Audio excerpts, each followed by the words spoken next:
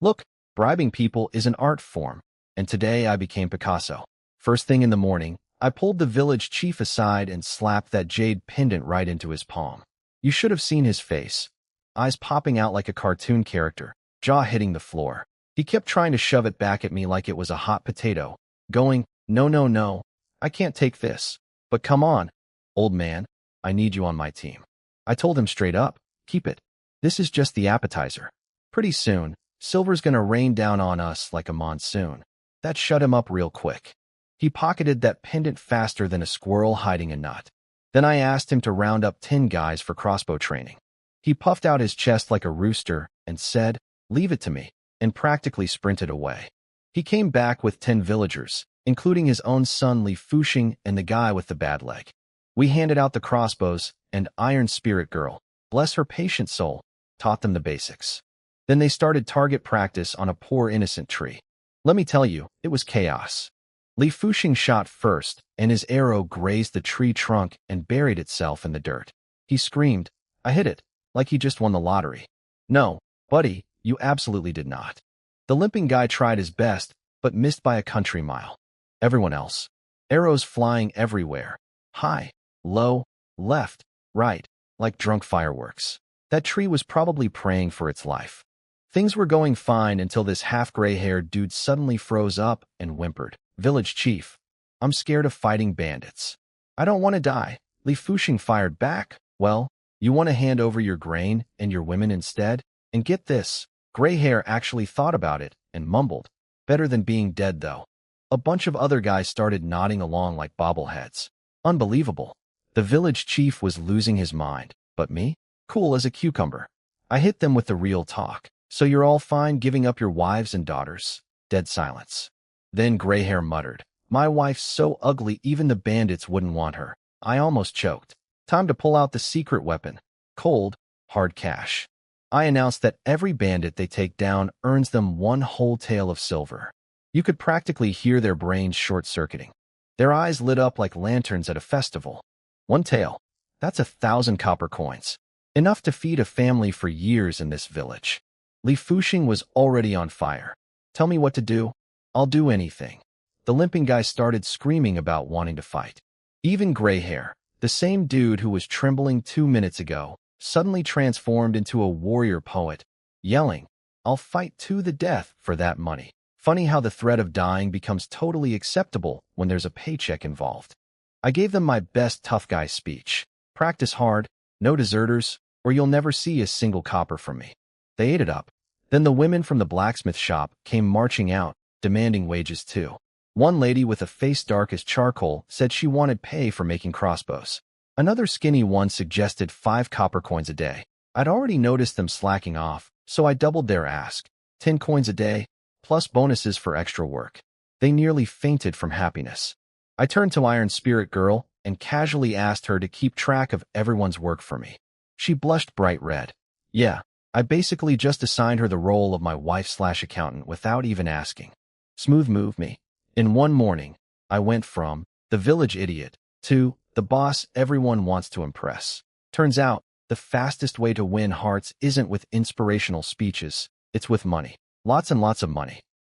My wife is officially the most unbelievable woman on the entire planet, and I'm not even exaggerating. While I was out doing important boss stuff, organizing villagers, handing out cash like a medieval ATM, my wife Jiangzi was back at the cottage practicing crossbow. I'd sent Dong Mei over to train with her, figuring the two could keep each other company. What I did not expect was to come home and walk straight into the weirdest conversation of my life. Picture this. I'm strolling up the path, and I hear crying. Naturally, I rush over like a concerned husband and go, "Wifey, what happened?" Jiangzi turns around with this look on her face, half nervous, half excited, and hits me with, "Husband, what do you think of Dong Mei?" Me, clueless as a brick. "She's nice." "Why?" Then my sweet, adorable wife drops the bomb. She basically says, "We've got all this silver at home, and I can't guard it alone, and I'm stressed all day, so why don't you just marry Dong Mei? Extra wife, extra security." Problem solved. My brain completely crashed. Blue screen. Error 404. Did my wife just set me up with another woman? On purpose? I grabbed her face. gently, obviously, and asked, "Silly girl, aren't you afraid she'll steal my love from you?" She looked at me with those big, sincere eyes and said, "As long as you don't sell me and my little sister, I trust you'll still be good to me." Sell her? The bar for husbands in ancient times is literally underground. But honestly, my heart just melted into a puddle. This woman is too pure for this world. I couldn't help myself. I kissed her right on the lips. She turned redder than a tomato and started doing that cute whiny thing. "Husband, are you going to agree or not?" What was I supposed to say? No. To that face? I nodded. "Whatever you want, wifey." She practically exploded with joy and dragged Dongmei around, announcing like a town crier. He said yes. He's going to marry you. Poor Dongmei. This girl was standing there looking like a deer caught in torchlight, face burning, so hot you could fry an egg on it. Jiang Zi kept pushing. "Go on, call him husband." But Dongmei could barely breathe, let alone speak. She stammered out, I'm not worthy," dropped her crossbow, and literally ran away. Just bolted. Gone. Dust cloud and everything. My wife yelled after her, but nope. That girl was sprinting like her life depended on it. I pulled Jiang Zi into a hug and said, "Relax, give her some time." Then she felt. Well, let's just say she noticed my enthusiasm, turned bright red to her ears, and whispered, "Not here." What if villagers walked by? Did I care? Absolutely not. I kissed her again right there in broad daylight. A man's gotta live his life. Meanwhile, Dongmei had run all the way to a little hilltop, looked around to make sure nobody could see her, and then, I found out later, dropped to her knees and started thanking the heavens. Literally kowtowing to the sky, crying, "God, you must feel sorry for me, right? Thank you." Just full-on praying to the clouds like she won the ancient lottery. But here's where things take a sharp turn. While she was up there daydreaming about her new life and blushing over the way I'd looked at her, she spotted something at the edge of the village. People, but not villagers. These guys were wearing torn-up military uniforms and carrying spears. That's definitely not the welcome wagon. Looks like my romantic afternoon is about to get interrupted by trouble. Again, can a man not get engaged in peace around here? Of course the bandits show up right when I'm kissing my wife. Of course. The universe has the absolute worst timing.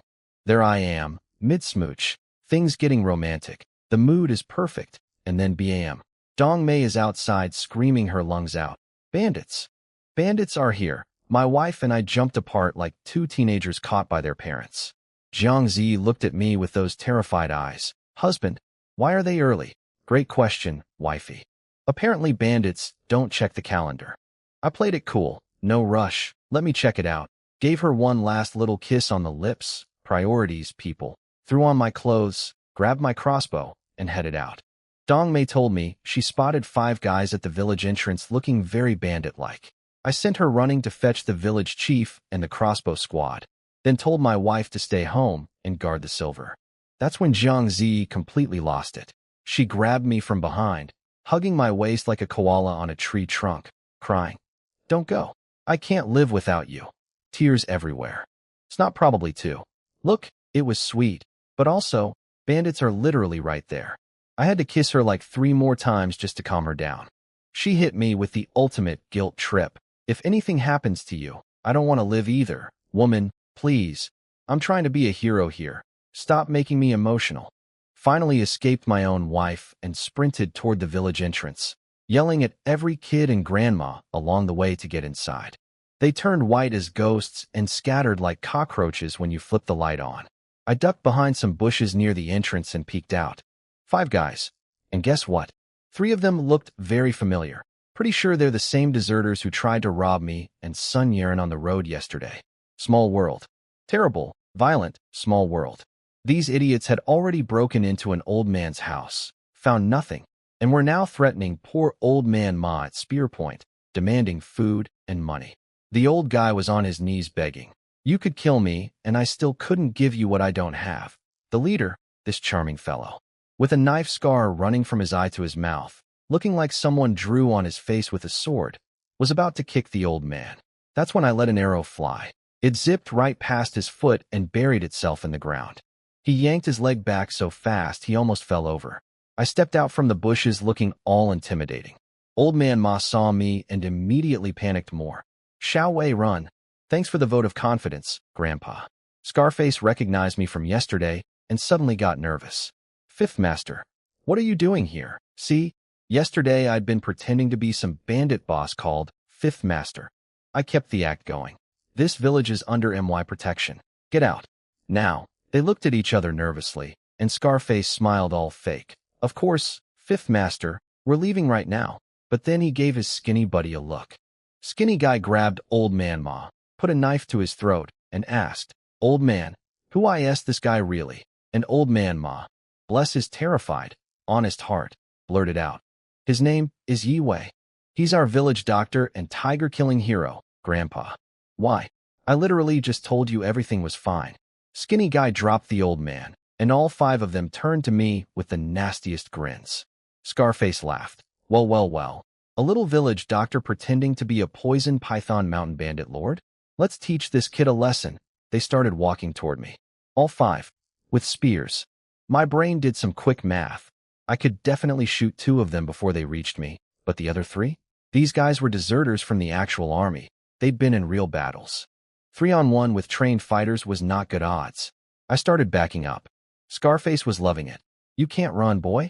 Drop the crossbow, and maybe I'll let you live. My entire motivational speech from this morning, no deserters, fight bravely, be warriors, was flashing before my eyes with heavy irony.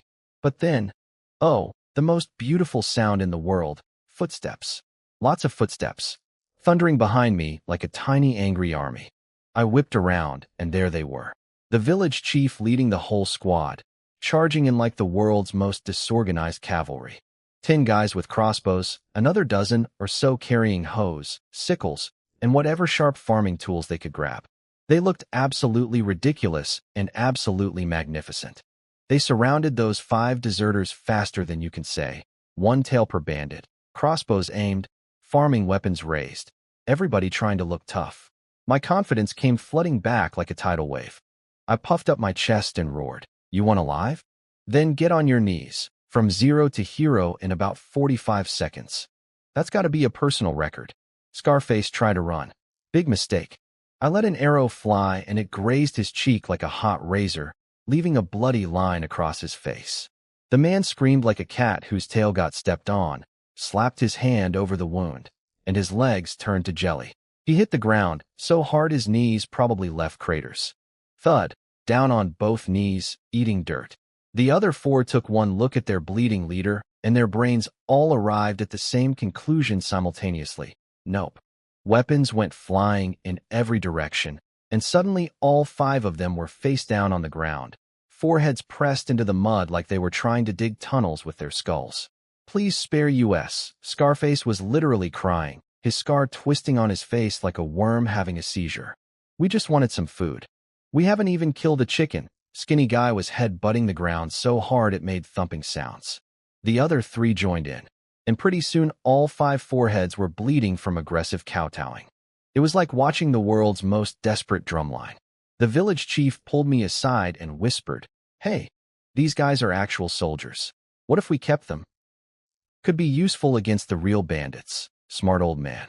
I told him I'd interrogate them first. I grabbed the youngest one, a kid barely in his 20s named Wang Xiaofan. Before I could even ask a question, the words came pouring out of him like a broken faucet. Turns out they were border soldiers who deserted because their commander was a grade A piece of garbage, stealing everyone's battle credit, pocketing their pay, beating soldiers for fun. Their squad leader tried to speak up and got beaten to death. After that, they ran for it. I pulled aside skinny guy next. Name's Meng Tao. Looks like a skeleton wearing a human costume. His story matched perfectly. Same villain, same abuse, same desperation. Then I turned to Scarface, real name Chun Yong, their corporal. He was sweating buckets, forehead looking like a waterfall. I gave him 2 options. Option 1, I hand you over to the government. All 5 faces went from scared to terrified. Wang Xiaofan practically screamed, "And oh, they'll send us back and the commander will kill us." Meng Tao's voice cracked so bad he sounded like a pubescent rooster. I let them marinate in that fear for a second, then dropped option 2. Or, you call me boss, work for me, and I pay you 1 tael of silver per month. Plus bonuses. You could hear 5 brains short-circuit at the exact same time. Their faces went through about 17 emotions in 2 seconds. Fear, confusion, disbelief, hope, and then pure joy. Wang Xiaofan jumped up first. Yes? Am I in? Meng Tao scrambled after him. Me too. Chen Yong looked at me hard, then set his jaw and declared, We've fought barbarians at the border. We're not afraid of anything. You treat us right, and our lives are yours. All 5 of them slammed their foreheads into the ground one more time, voluntarily this time, and shouted in unison. Thank you, boss. Beautiful. I just recruited an army from the people who were robbing me 5 minutes ago. That's called efficiency.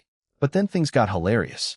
The villagers watching all this suddenly realized what just happened. These guys were getting 1 whole TL per month?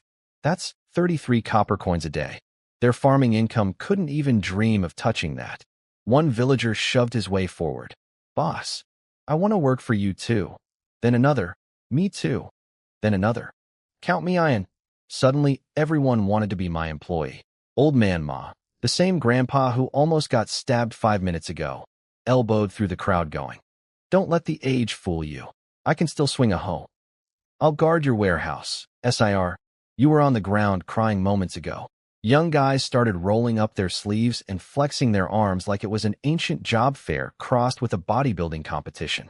People were shouting out their qualifications. I can climb trees. I used to be a hunter. My family's been farming for 3 generations. We're strong. It was absolutely ridiculous. The village chief had to yell at everyone to calm down.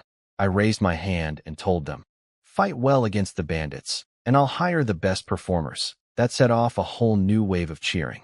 People were making promises, pumping fists, practically signing imaginary contracts on the spot. Then Chen Yong, my brand new employee of 5 minutes, walked up and asked the smart question. So, boss, what's the actual plan against the bandits? I handed him my crossbow without a word. He looked at it, then looked at me with this weird expression and said, Boss, aren't you worried I'll turn this thing on you? I just stared at him. Honestly, no. Because if he tried anything, he now had 20-something villagers behind me who were very motivated to earn their performance bonuses. That's called workplace incentive, baby. I looked Chen Yong dead in the eyes and said the most boss thing I've ever said. If I trust you, I trust you completely. You're one of us now. Very cool. Very inspiring. Very noble. Meanwhile, inside my head, Bro, there are 20 villagers behind you with crossbows. You turn on me. You become a human pincushion. Plus I'm paying you a tael a month. You'd have to be the dumbest criminal in history. But hey, the inspirational version sounded way better. Chen Yong took the crossbow from my hands like he was receiving a holy relic. Then he turned around, aimed at an old tree about 100 meters away, and fired. First shot missed. Arrow buried itself in a dirt pile. He didn't even flinch, just reloaded. Second shot grazed the bark. Left a scratch, getting warmer. Third shot, he pressed his elbow against his chest, held his breath, squeezed the trigger, and thwack. Dead center into the trunk.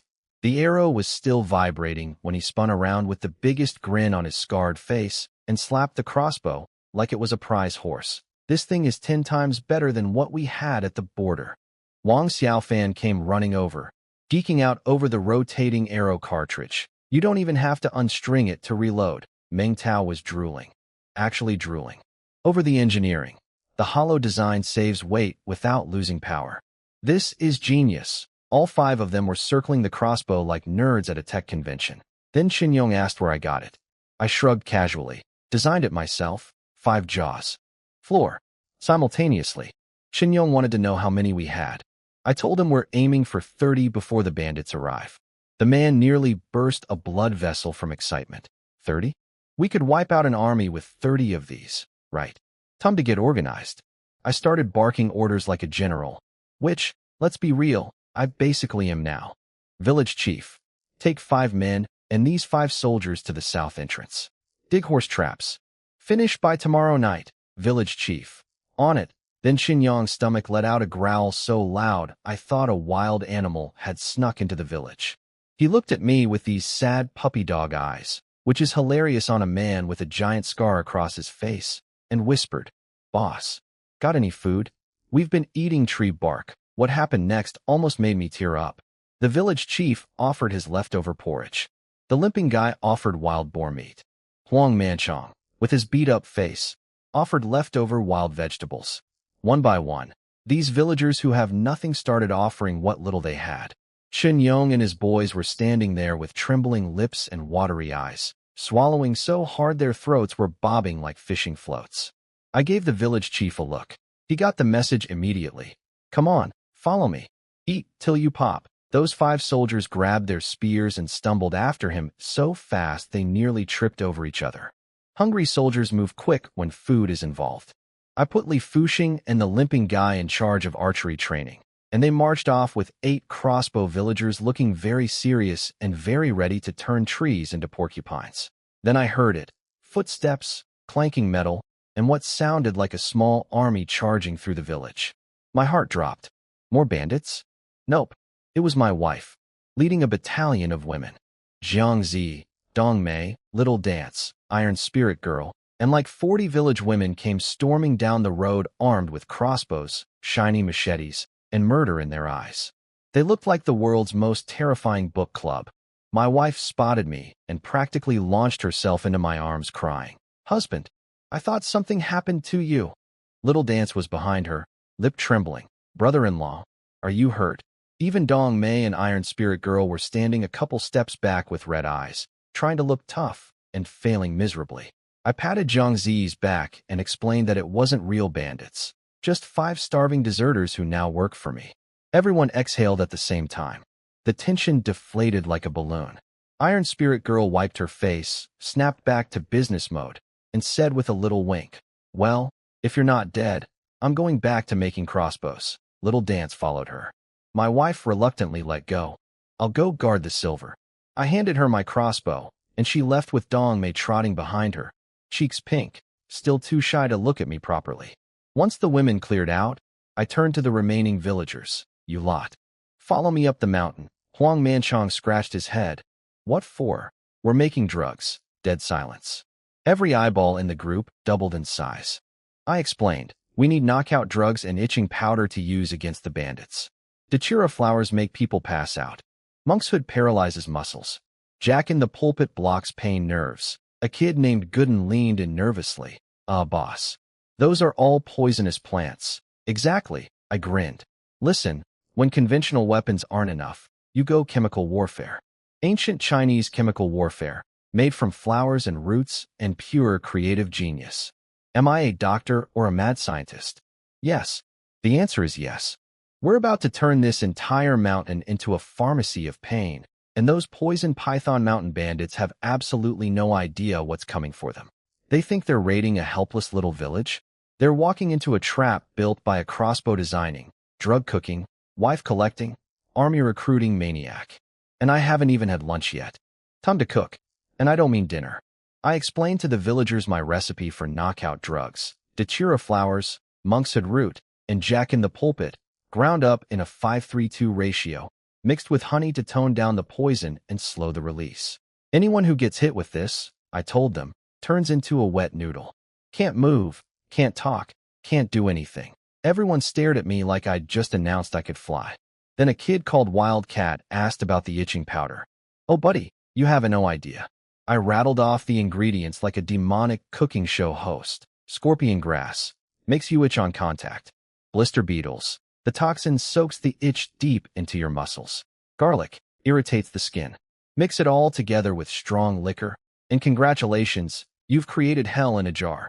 Huang Manchong couldn't help asking, "How bad is the itch?" I grinned. "Imagine a million ants chewing on your body. The more you scratch, the worse it gets, until you literally scratch your own skin off." HHH. Everyone looked at me like I was a serial killer in a doctor's coat. "How do you know all this?" Huang Manchong sputtered. "I'm a doctor, duh." Inside, I was having flashbacks to my previous life. Years of grinding through medical school, pulling all-nighters for exams, surviving grad school and a PhD. All that suffering, and now it's finally useful. For making ancient chemical weapons in a mud village. Life is hilarious. We climbed the mountain, and I started harvesting ingredients. While picking scorpion grass from a rock crack, a thought suddenly floated into my brain. Qin Meiyan. She'd said she was coming to see me today. Where was she? I asked around, and a kid named Monkey told me she'd left the village at dawn with her son, carrying a heavy bag, looking rushed. Weird. But no time to worry about that. I had drugs to manufacture. We came back down, and I commandeered the empty house of the late Sun Ping. Set up 2 stone stoves, 2 iron pots, and turned that courtyard into a full-blown illegal pharmaceutical lab. Huang Bo, start grinding. But cover your face or you'll knock yourself out. Huang Manchong wrapped a wet cloth around his face and went to town with the mortar and pestle. The powder filled the air with this sweet, dizzying smell that made everyone woozy just standing nearby. I sent Monkey to grab honey from my house, boiled it in the pot until it bubbled, dumped in the powder, and started stirring like a witch over a cauldron. Watch the fire, I yelled at Gooden. Too hot, and the drug loses power. Too cool, and the poison doesn't neutralize. He nodded very seriously, clearly terrified of both options. For the itching powder, I put on handmade leather gloves to handle the blister beetles. Monkey leaned in for a closer look, and I had to warn him. Touch these bugs with bare skin, and your flesh melts OFF. He jumped back so fast he nearly fell into the stove. I ground the beetles into powder, had Monkey juice the scorpion grass, while Cat mashed the garlic, then poured Huang Manchong's donated liquor into a heated pot and dumped everything in. Hisses! White smoke exploded from the pot like a volcano.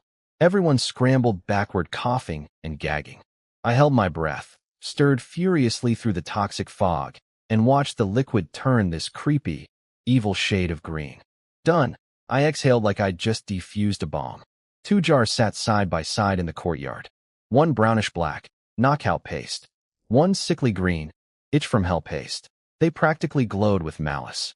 Time to test them, I announced cheerfully, scanning the crowd. What happened next was the fastest mass exodus I've ever witnessed. Huang Manchong slapped his own thigh. Oh no. My baby needs feeding. Gotta run. Sir, your children are grown adults. Monkey grabbed his stomach. AGH. Stomachache. Bathroom emergency. He sprinted away like his life depended on it. Wildcat yelled, "My mom needs firewood," and vanished.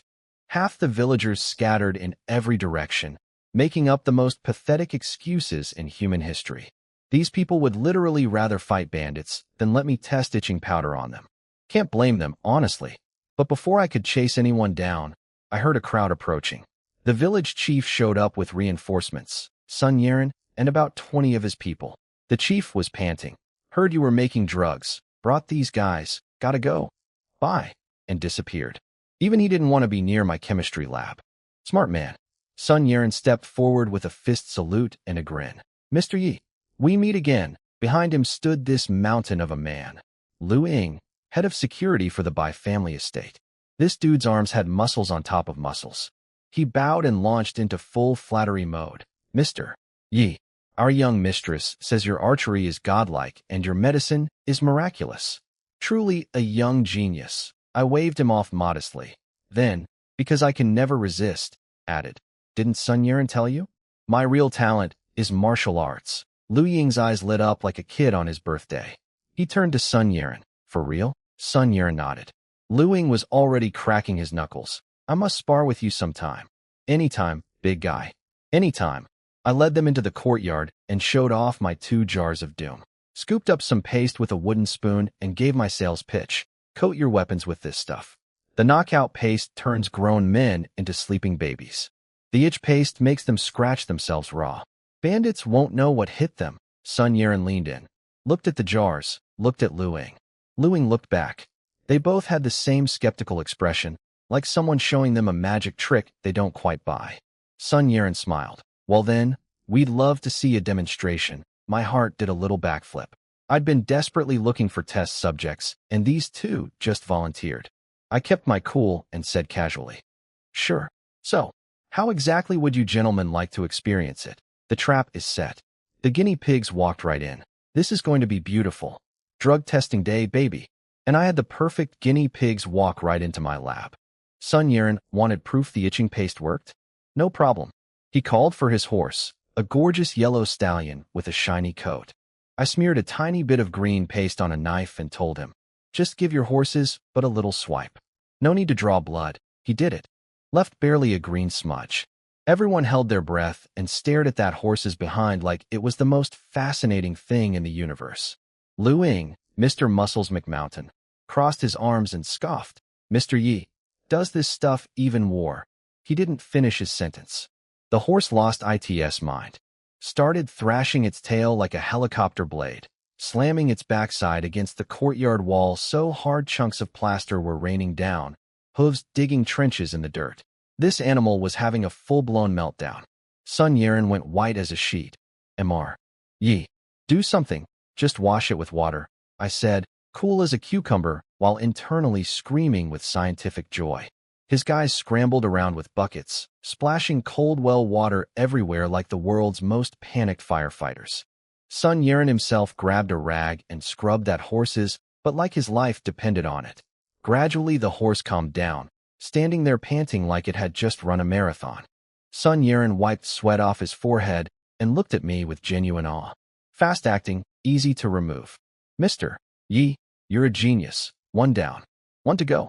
Lu Ying was eyeing the brown knockout paste with a look that screamed, I bet I'm tougher than your little cream. He flexed and said, let me test the knockout drug. Now, I'm not a cruel person, but I am a scientist. I gave him a very fair, very detailed warning. This stuff is made from datura, monkshood, and jack in the pulpit. If it touches your skin, it will be extremely unpleasant. The cure involves scrubbing with boiled lye water and drinking licorice mung bean soup. The process is painful.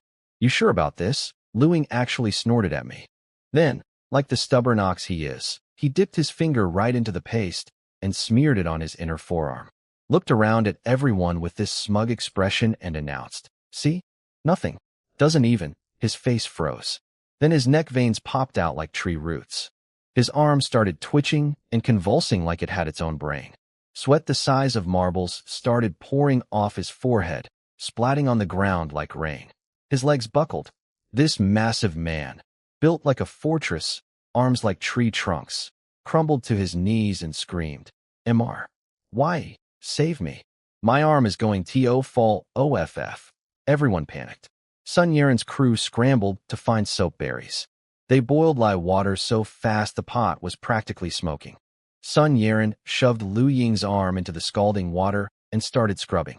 Lu Ying screamed, so loud I'm pretty sure birds 3 mountains over changed flight paths. The man was making sounds that don't exist in any language. The village chief showed up with mung bean soup, and they poured it down Lu Ying's throat. Slowly, very slowly, the color returned to his face. Lu Ying, still shaking like a leaf, raised his fists in a trembling salute. Mr. Yi, your methods are beyond anything I've ever seen. I couldn't resist. If you're still not convinced, we could try again. I'm convinced, he practically screamed. Completely. 100%. And no more demonstrations needed. The whole courtyard erupted in laughter. Even his own men were cackling. Sun Yeren stepped forward, looking serious now. Mr. Yi, Miss Su sent 22 of us to help fight the bandits. We're all under your command. Lu Ying, the same man who was screaming for his life 30 seconds ago, puffed up his chest and declared, anyone who disobeys Mr. Yi answers to me. Then he glared at his crew like he hadn't just been on his knees crying. Incredible recovery. Zero shame. I respect it.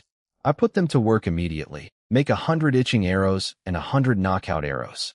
Soak them in the paste, then bake them in the sun for 3 hours so the drug absorbs into the wood fibers. Yes, sir, they both shouted. Beautiful music.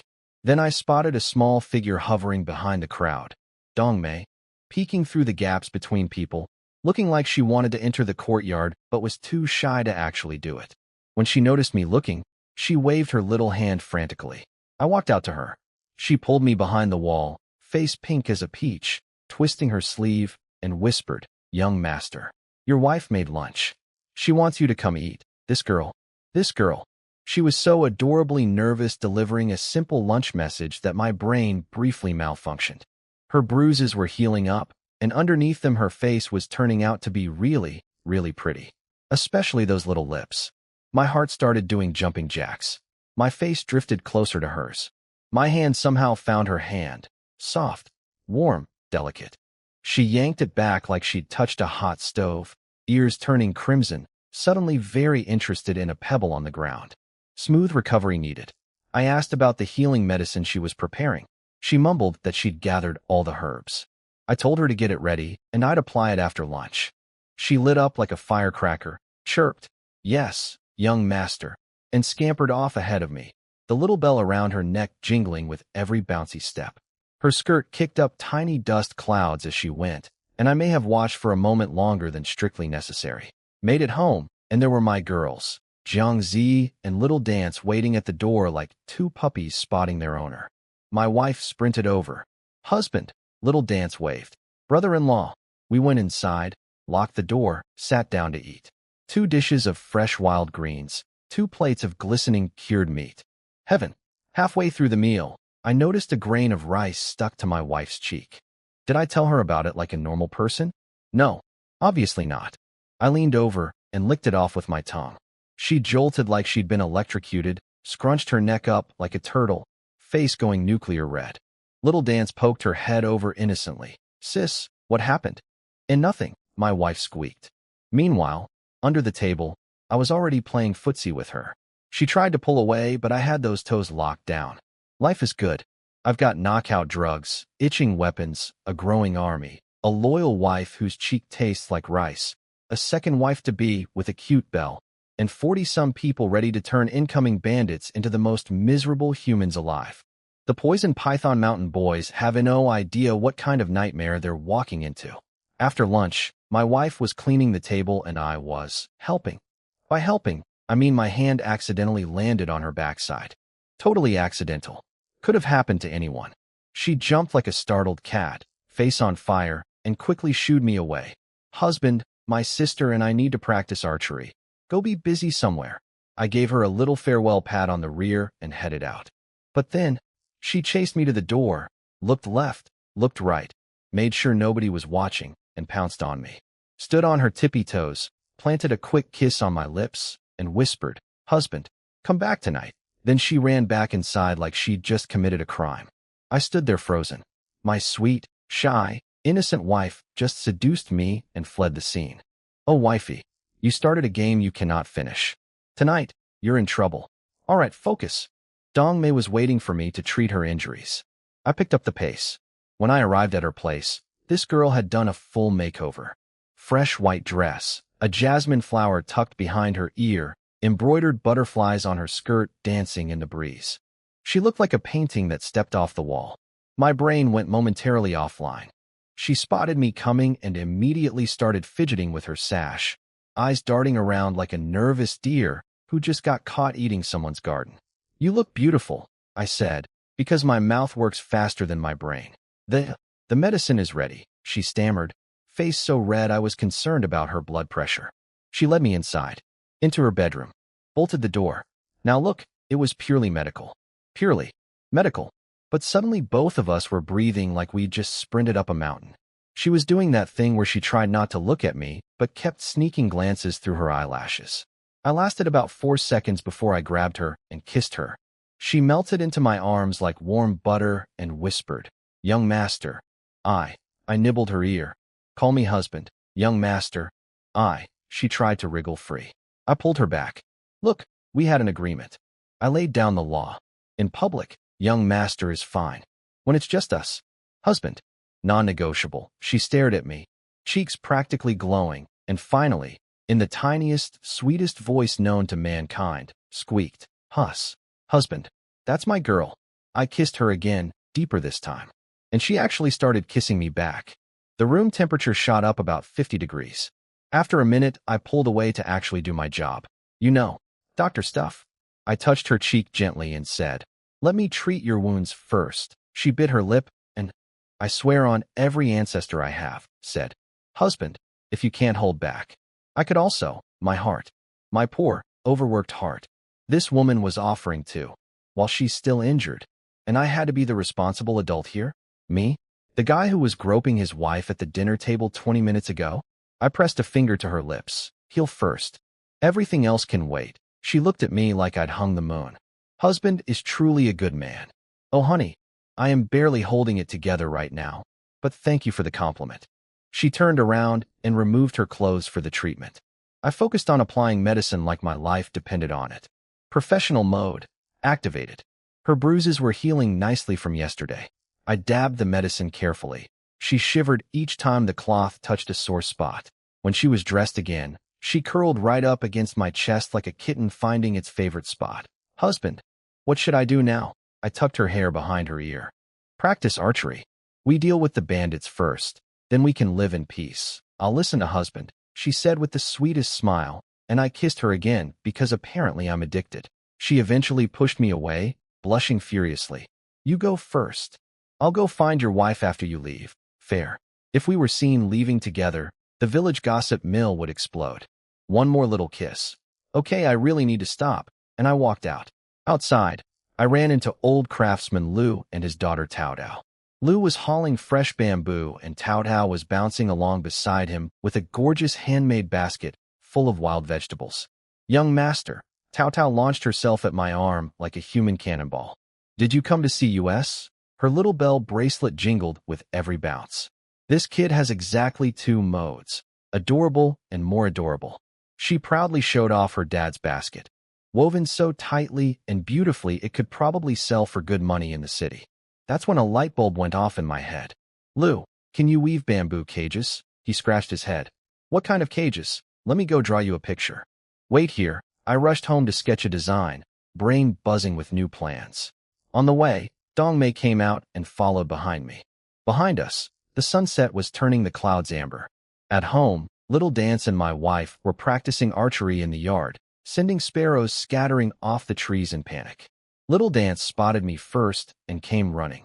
Brother-in-law, she grabbed my arm, did her best puppy dog eyes, and dropped the request. Can you catch a fish? I want fish for dinner. Please? The one you caught last time was so good, my wife frowned.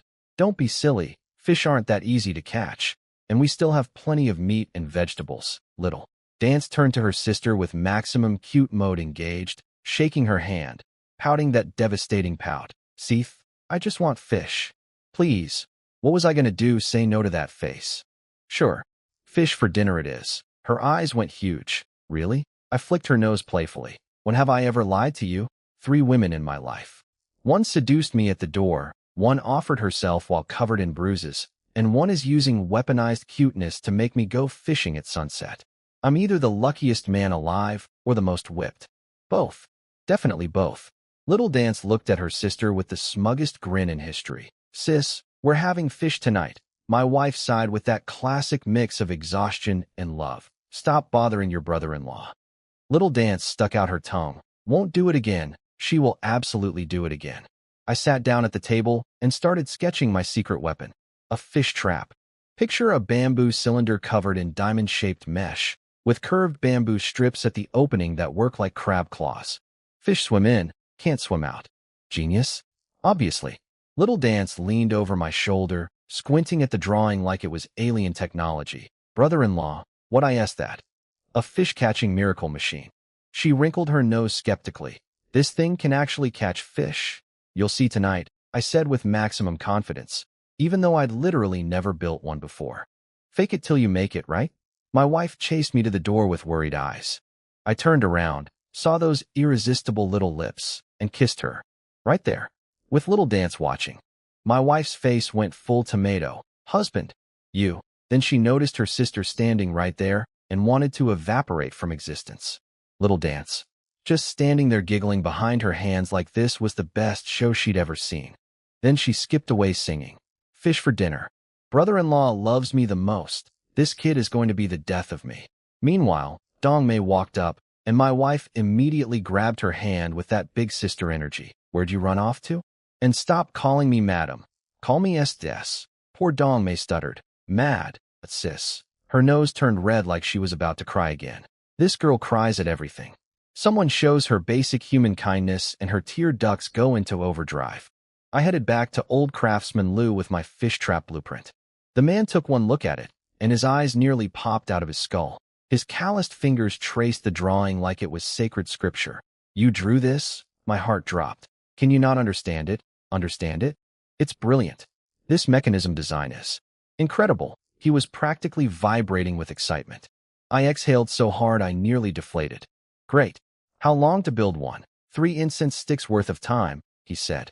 About an hour and a half. Not bad. Little Tao Tao, his daughter, came toddling over with a bowl of water that had mint leaves floating in it. This 8-year-old made me a fancy drink. Young master, have some water. Her little bell bracelet jingled as she held it up with both hands. My heart. This child is too precious for this world. I patted her head and told her to give it to her dad instead, then headed out. Walking down the rocky path, my brain did that annoying thing where it wandered to Qin Meiyin. That gorgeous widow had promised to come see me today, but nobody had seen her. Where'd she go? I found myself walking toward her house like my feet had their own agenda. Ran into Monkey, Wildcat, and Gooden on the way. They hadn't seen her either. Gooden said her house was empty. Weird. My gut felt uneasy, but there was fishing to prepare for. Monkey rubbed his hands together eagerly. Boss, we're free. Need us for anything? Grabbed 2 hoes, a sickle, and a busted jar. They looked at each other like I'd asked them to fetch a unicorn, but scrambled off without questioning. Good boys. They came back loaded up, and I led them to a damp patch of ground near the stream. Dark soil, wet moss, that earthy, rotting leaf smell. I pointed at the ground and said with maximum seriousness, dig. 2 swings of the hoe and a fat pink earthworm came wriggling out of the mud, covered in tiny sand grains. I picked it up with bamboo chopsticks and dropped it in the jar. Monkey's face scrunched up like he'd eaten a lemon. You want us to dig worms? Half a jar. Keep them alive. Monkey looked genuinely distressed. Boss, these things taste terrible with all the dirt on them. Can we just not eat them? Who said anything about eating them? Gooden scratched his head.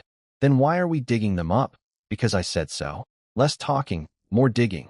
They shrugged and got back to work. Their logic was basically, we don't understand, but the smart guy says dig, so we dig. Love that energy. I grabbed Wildcat, and we hiked up the mountain to cut some thick vine ropes off the trees. Tough, brown, impossible to snap. Perfect. Came back to find the jar writhing with a massive ball of tangled pink worms. Had to be over a pound of squirming nightmares in there. Monkey and Gooden were standing as far from the jar as possible while still technically being near it. Perfect, I said. They both shuddered. Monkey wiped sweat off his forehead. What is all this for? I dodged the question. Hey, have you guys tried the crossbows yet? Their eyes went from suspicious to electrified in 0 seconds flat. We haven't touched one yet. Monkey practically screamed. Gooden was bouncing. Can we? Wildcat was already shadow-aiming an invisible crossbow. Go to the village end. Finally Fushing.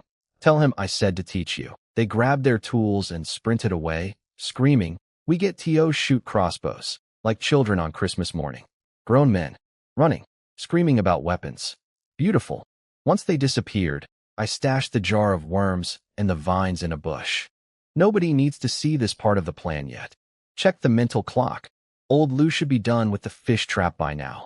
Time to go collect my miracle machine, catch some fish, and prove to a skeptical teenage girl that her brother-in-law is a genius.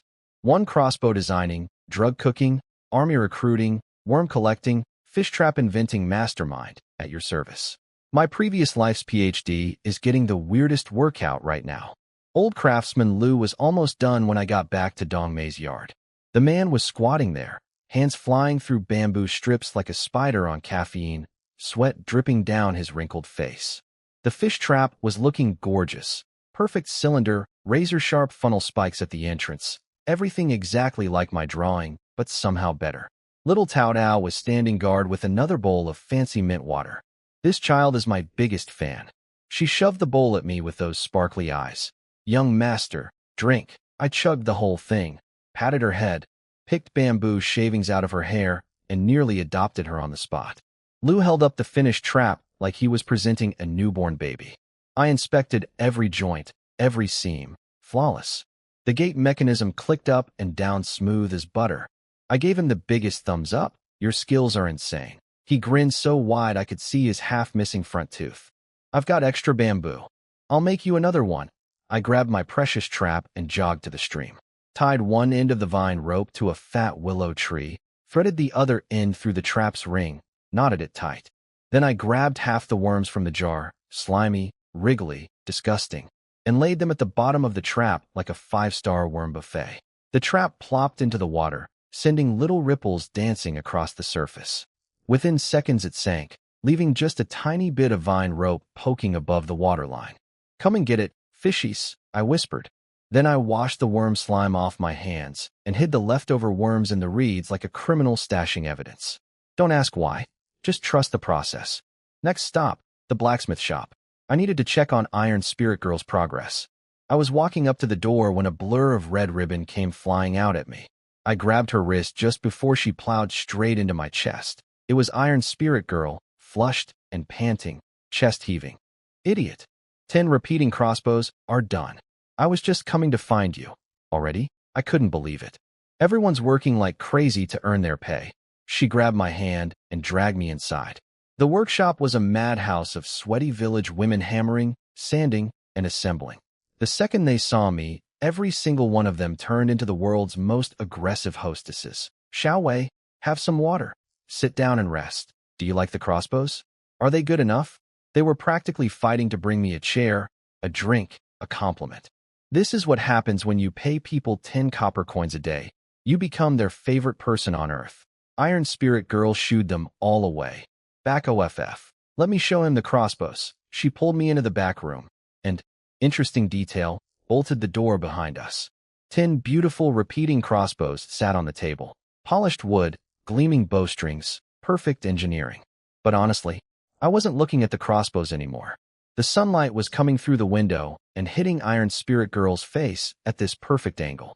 Her skin was glowing, pink and soft like a ripe peach, and I swear my brain just stopped working. Idiot, check the crossbows, she said, not noticing that I was having a minor cardiac event.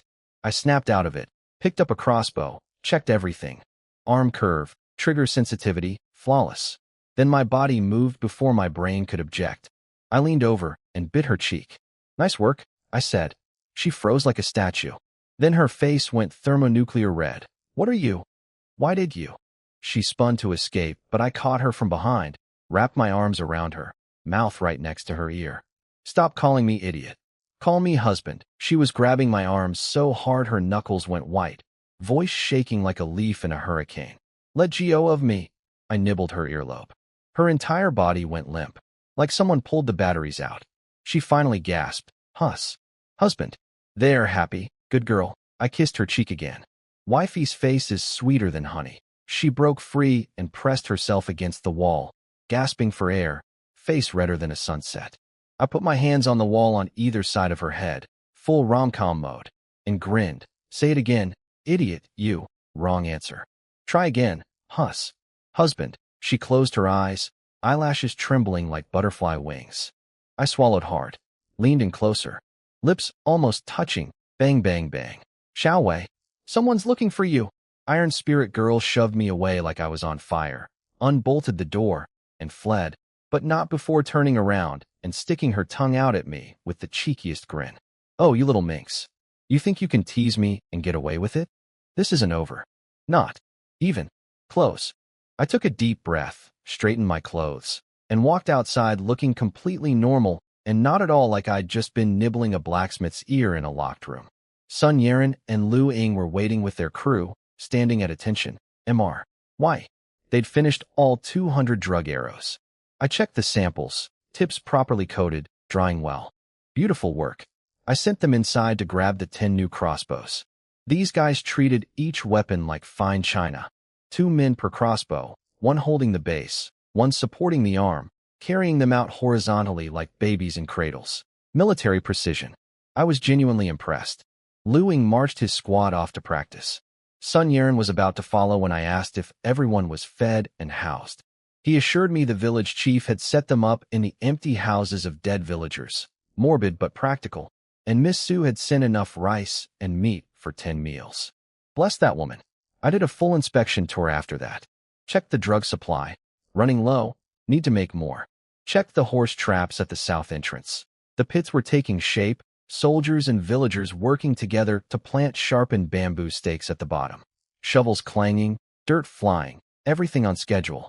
Then I grabbed a burlap sack and headed back to the stream to check on my fish trap. And that's when my heart nearly jumped out of my chest. Holy, what is that? Cliffhanger, baby. Even I don't know what's about to happen, and I'm literally the one standing here. Today's scorecard. Made 1 blacksmith girl call me husband. Kissed 2 cheeks, 1 earlobe, and nearly sealed the deal before getting door blocked by a random villager. Built a fish trap. Inspected an arsenal. Checked horse pits. Ran a pharmaceutical operation. And my day still isn't over. Wife count update. One official wife. One almost wife who calls me husband in private. One blacksmith who just surrendered. And one gorgeous widow who's mysteriously missing. This village ain't ready for me. And neither are those bandits. The vine rope was tight. Like guitar string tight. Trembling in the wind. Something big was in that trap. I held my breath, unwound the rope from the tree, and started pulling. Whatever was down there was fighting back. Felt like I was arm wrestling a small horse underwater. My arms were screaming, my hands were going numb, but I kept hauling. The trap burst through the surface in an explosion of water and OH. My God. Jackpot. Golden red carp with scales flashing like coins. Fat grass fish squeezed together like sardines in a can, gills pumping. Nimble little crucian carp darting through the gaps. Big ones as long as my forearm. Small ones as wide as a grown man's palm, all of them thrashing and slamming against the bamboo walls like tiny angry prisoners. The trap was rocking from the chaos inside. I stood there grinning like an absolute maniac. My fish trap design worked perfectly on the first try. Take that, little dance, and your skeptical nose wrinkling. I dumped every single fish into my burlap sack, reloaded the trap with the remaining worms, and dropped it back in the water. Wait for me, little fishies. Daddy's coming back for round 2, slung the sack over my shoulder and headed home, trying to act casual. Just a normal guy carrying a bag of violently flopping fish through a village. Nothing to see here. Then I heard running footsteps and crying. My heart clenched, but it was just little Dance, sprinting toward me with tears in her eyes. Brother-in-law, I thought something happened to you, this family. I can't leave the house for 1 hour without someone assuming I've died. I'm fine, I said, shaking the sack. The fish inside went thump, thump, thump against the fabric. Want to see what I got? I opened the sack. Her eyes went from terrified to supernova in 0.3 seconds. Brother-in-law, so many fish. You're amazing. She bear-hugged my arm, jumped on her tiptoes, and kissed my cheek. Just planted one right there. No hesitation. No shame. Fish tonight. Fish, fish, fish. She was literally bouncing down the road like a human pogo stick. We walked home together, her chattering nonstop. How'd you catch them? Was it scary? How big is the biggest one? Can we have fish every night? While I basked in the warm glow of being the greatest brother-in-law in recorded history. My wife and Dong Mei were waiting at the door, looking worried. The second Jiang Zi confirmed I wasn't injured. She spotted the sack. I tipped it open. Her hands flew to her mouth. Husband, you actually caught fish. Dong Mei reached out and touched the sack, feeling the fish thrash inside, and her whole face lit up. Young master, this is incredible. So many at once. This is nothing, I said, drowning in the attention of 3 beautiful women who were looking at me like I'd just invented fire. We went inside and I dumped the fish into a big wooden basin. Silvery bodies flipping everywhere, water splashing, absolute chaos. I picked out 5 palm-sized ones and put them back in the sack for deliveries. Dong Mei, stay for dinner. Help with the fish. She hesitated and looked at my wife for permission. Jiang Zi grabbed her hand immediately. Of course you're staying. More people, more fun.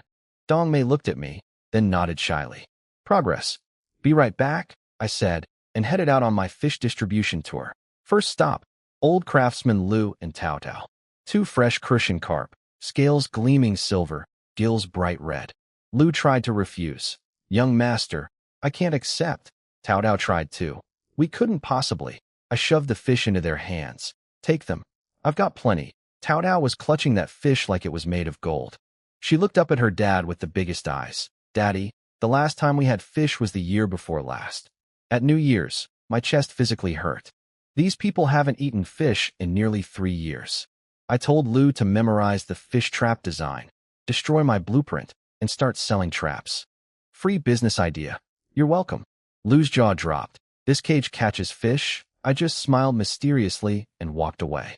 Let the man figure it out. Next stop, the archery range. Li Fuxing was coaching. The limping guy was hobbling around fixing everyone's posture. Arrows were flying in approximately every direction except the target. Standard stuff. I pulled Monkey, Gooden, and Wildcat behind some fruit trees. Laid 3 fat, fresh crucian carp on a mossy rock. The reaction was priceless. Monkey's pupils literally shrank to pinpoints. His throat bobbed. His voice cracked. B-Boss. These are. For US? Gooden's mouth fell open so wide a whole egg could have fit inside. He just stood there broken. Wildcat started circling the fish like a cat stalking prey. Reaching out, pulling back, reaching out, pulling back, afraid to touch them in case they disappeared. Take them home. Don't let anyone see, I said. It was like I'd fired a starting pistol. Monkey dove onto a fish, hugging it with both hands, fish slime coating his fingers. Gooden scooped one up in his shirt like a hammock. Wildcat, the clever one, untied his belt, wrapped the fish up, and slung it over his shoulder like a professional fish smuggler. Thank you, boss, they screamed, already sprinting away through the trees like they'd just robbed a bank, stage whispering excitedly to each other as they vanished. Those three would literally take a bullet for me now. All it cost was 3 fish. Return on investment, infinite. Walking home, my brain did that thing again where it drifted to Qin Meiyan. Where was she? My feet started carrying me toward her house on autopilot. And then, in the golden sunset light, I saw her. A curvy silhouette walking toward me, hips swaying, wearing a pale blue top that did absolutely nothing to hide her figure. The sunset was painting everything amber, and she looked like she'd walked straight out of a painting. Xiao Wei, she called out, voice dripping with happiness, breaking into a little jog toward me with those quick, dainty steps. My brain, we have a wife, and a second wife, and a blacksmith who just called us husband. Also my brain. But look at her. The evening just got a lot more interesting. My fish trap worked like a charm, pulled it out of the stream, and it was basically a disco ball of flopping, thrashing, shiny fish. Carp, grass fish, crucian fish, all going absolutely berserk inside the bamboo cage. I felt like a genius. Reloaded the trap with more worms and dropped it back in because why stop when you're winning? Headed home with a bulging sack of fish and ran into Little Dance, who was already crying because she assumed I'd died. Again. But the moment she peeked inside that sack, instant mood switch. She kissed my cheek and started bouncing around screaming about dinner. This girl runs entirely on fish-based emotions. Delivered fish to old craftsmen Lu and Tao Tao. Poor kid hadn't eaten fish in almost 3 years. Then gave 3 fish to Monkey, Gooden, and Wildcat behind some trees like a shady fish dealer. Those boys grabbed their fish and sprinted home like they were smuggling diamonds. Loyalty, purchased. Then I finally spotted Qin Meiyan walking toward me in the sunset, looking absolutely devastating. Did I play it cool? Absolutely not. I literally dove into her arms and buried my face in her shoulder whining. I've been waiting all day for you. She turned bright red and smacked me. Classic us. Turns out she'd spent the whole day traveling to another village to recruit 2 expert hunters, the Du brothers, to help fight the bandits. She even bribed them with her own dried goods. This woman went on a full military recruitment mission for me without being asked. My heart nearly exploded. Her friend Lu Yin came along too. Gorgeous woman about Qin Meiyan's age. She took one look at me and laughed. This is the tiger-slaying hero? He's so small. I had some very mature thoughts about proving her wrong that I kept to myself. Little Dance came running to drag me home for dinner, clinging to my arm like a barnacle. On the walk back, she gave me the talk. Brother-in-law, if you get new wives, you'd better not sell my sister to a brothel. Where does she hear this stuff? Then she casually dropped. My dad had 5 wives and the emperor has 3,000. So go nuts. Just be good to my sister. I stopped and stared at her. She blushed.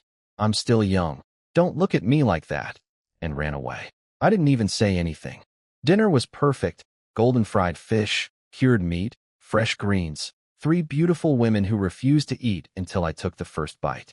My wife kept feeding me the best fish pieces. Dong Mei was too shy to call me husband in front of everyone. And my foot was doing unspeakable things to my wife's ankle under the table. Life status, fish provider, drug manufacturer, army commander, and professional foot flirter. Not bad for a former village idiot. After dinner, my wife hit me with the most selfless thing any woman has ever said. She pulled me aside, blushing, and whispered, "Husband, my sister won't go sleep at Iron Spirit Girls tonight, so you can. Come home late, and maybe visit someone else." Then she kissed me and ran back inside like she'd just confessed to a crime. I stood there staring at her disappearing figure, genuinely touched and also genuinely confused. Visit someone else? Who exactly, wifey? You're giving me permission I don't even have a plan for. Anyway, I headed to Qin Meiyan's place to meet the hunters she'd brought, but on the way I somehow ended up at the blacksmith shop. Total accident. My feet just went there. Completely unplanned. Definitely. I knocked. Open up, spirit girl. Her voice came through the door, all muffled and panicky. What do you want? Just say it from out there? Oh no? That's not how this works. I pulled my power move. Fine. I'm leaving then. Took 2 steps back and waited. 3 seconds of silence. Then, crash bang scramble. The door flew open and she poked her head out. Idiot. Too late. I grabbed her hand, yanked her inside, and bolted the door. The forge was still glowing, sparks dancing in the dark, shadows flickering on the walls. She backed up until she hit the wall, stammering. Idiot. Let's just talk about. I kissed her. Full stop. End of conversation. She made this tiny little sound and went completely limp, fists clutching my shirt like it was the only thing keeping her upright. When I finally pulled back, I whispered, What did you just call me? Say it again, Huss. Husband. Better. Next time you call me idiot, there will be consequences. I won't. Then, because the universe personally hates me, village women started chattering right outside the door. Iron Spirit Girl snapped back to reality and shoved my chest. Go. I invited them to work tonight. If they see us, I'll die. I tapped my cheek. She knew what I wanted. With the speed of a hummingbird, she pecked my cheek. Please just go. I bit her lip as a parting gift and strolled out. The village ladies were standing right there with their tools, and I casually nodded. Evening, ladies. Working hard. Not hard at all when there's money involved. They chirped. Then they surrounded Iron Spirit Girl inside. Why's your face so red? What was he doing here? Why was the door locked? I could hear her threatening to fire them as I walked away. Beautiful. Now here's where the night got spicy. Cutting through the orchard, I heard rustling and arguing. Being a responsible village leader, I naturally hid behind a tree and eavesdropped. Out stumbled Lui Yan, the gorgeous friend of Qin Meiyan. Clothes crooked, hair messy, absolutely furious. She hissed at her husband Du Dazhuang. Thought a new location would help, but nope. Still useless. You're all muscles and nothing else. Oh, they were trying to. And he couldn't. Oh no. Big guy looked like he wanted the earth to swallow him whole. Keep your voice down. Want the whole village to know? She shot back. You can't perform and I can't complain? Don't touch me ever again. Then she ran off crying. He kicked a branch so hard birds exploded out of the trees, cursing his way into the darkness. I stepped out from behind my tree feeling genuinely sorry for both of them. So Qin Meiyan's friend also married a man who's all show and no go? These women have the worst luck picking husbands. I mentally filed this information away for no particular reason whatsoever. Finally reached Qin Meiyan's place. There she was, standing in the moonlight, waiting for me like a scene from a romance painting. She sent little Xiaolong away to find the Du brothers, and suddenly it was just us. I took her hand. She looked around nervously, confirmed nobody was watching, and let me hold it. You've been standing here waiting for me this whole time? I asked softly. The night breeze was playing with her hair, moonlight catching her lips in a way that made my brain shut down completely. My wife literally gave me a hall pass tonight, and here I am, holding hands under the stars with the most beautiful widow in 3 villages. Today's romantic scoreboard: kissed my wife multiple times, treated Dong Mei's wounds professionally, cornered Iron Spirit Girl in a blacksmith shop, discovered the neighbor's husband has performance issues, and am now moonlit handholding with Qin Meiyan. My previous life, I couldn't get a single girlfriend through all of med school. Now I can't walk 10 steps without tripping over a love interest. The universe owes me a lot of back pay, and it's delivering all at once. Qin Meiyan brushed a leaf off my shoulder and noticed I smelled like fish. This woman has the nose of a bloodhound. I promised to bring her fresh fish tomorrow. She panicked. No, the river is dangerous. Lady, I literally fight tigers. I think I can handle some trout. Then Du Dazhuang showed up looking like a man who desperately needed to prove something. Gee, I wonder why.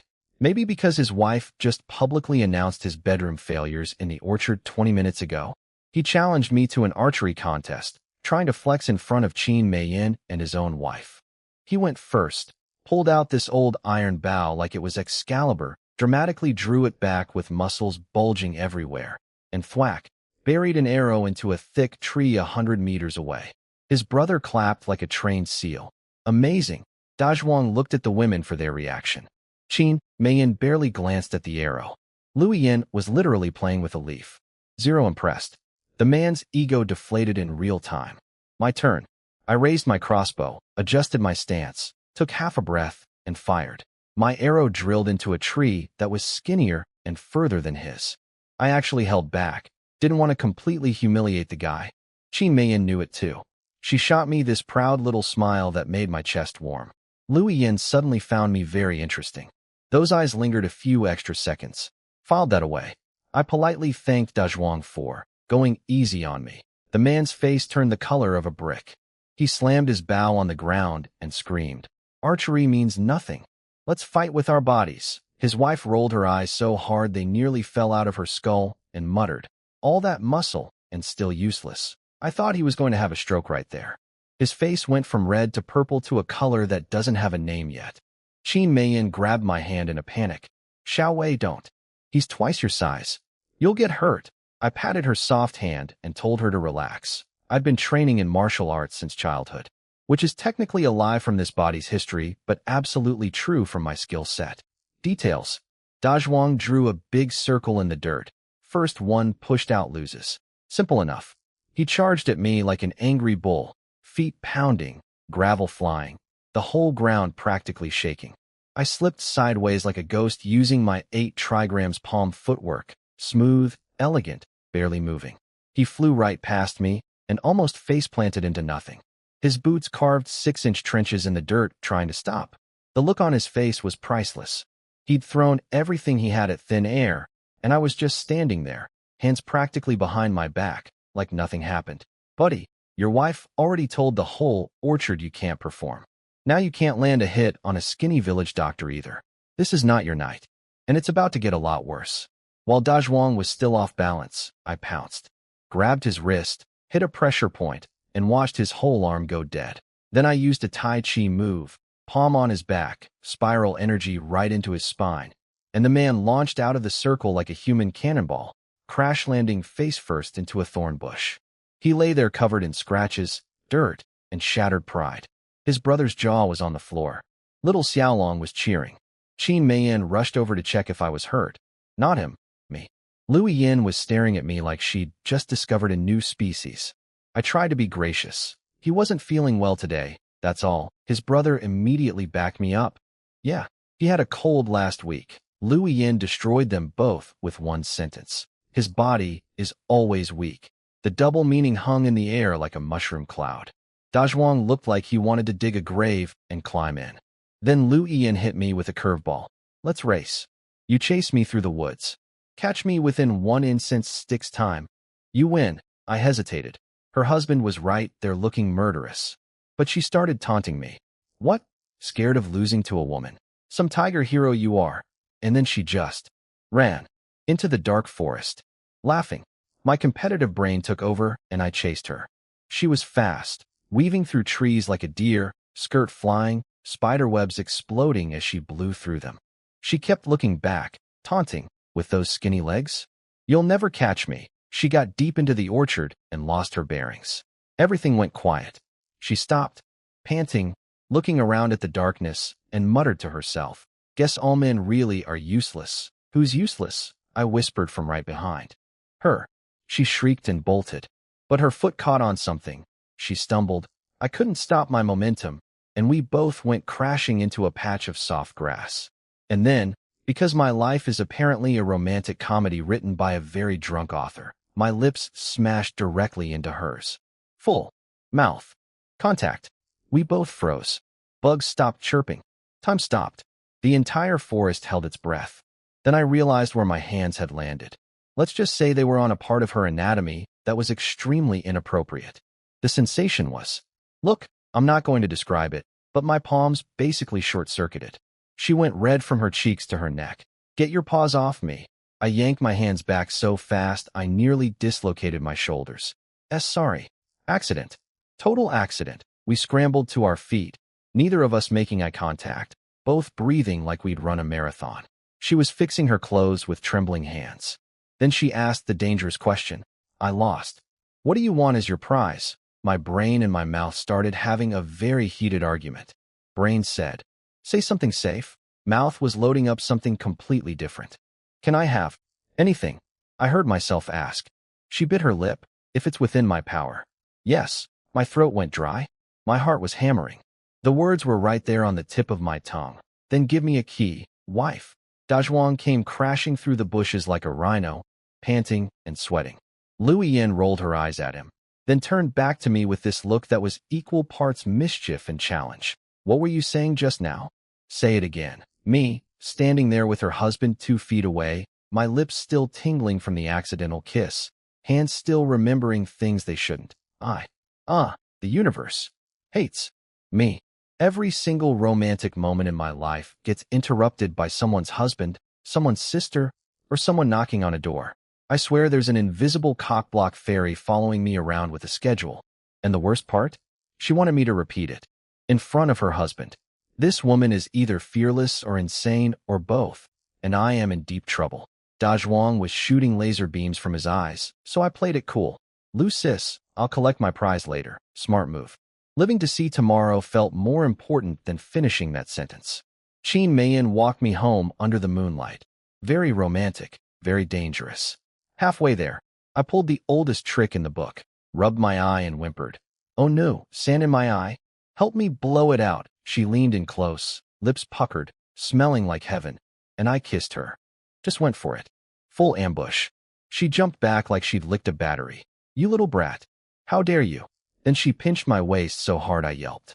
But I was laughing the whole time with that guilty grin plastered on my face. She asked if I'd ever do it again. I slapped her butt and sprinted away yelling. Absolutely. Every time, she chased me through the moonlight, half screaming, half laughing, calling me names. Honestly, best date I've ever had. At my doorstep, she pointed at the window where lamplight glowed. Your wife's waiting. Go. There was this tiny sad note in her voice that made my chest ache. She mentioned needing my help with something after the bandits are gone, but wouldn't say what. She turned to leave. I watched her walking away in the moonlight, silhouette getting smaller. And something inside me just snapped. I yelled her name, she turned around, and I sprinted back and kissed her again.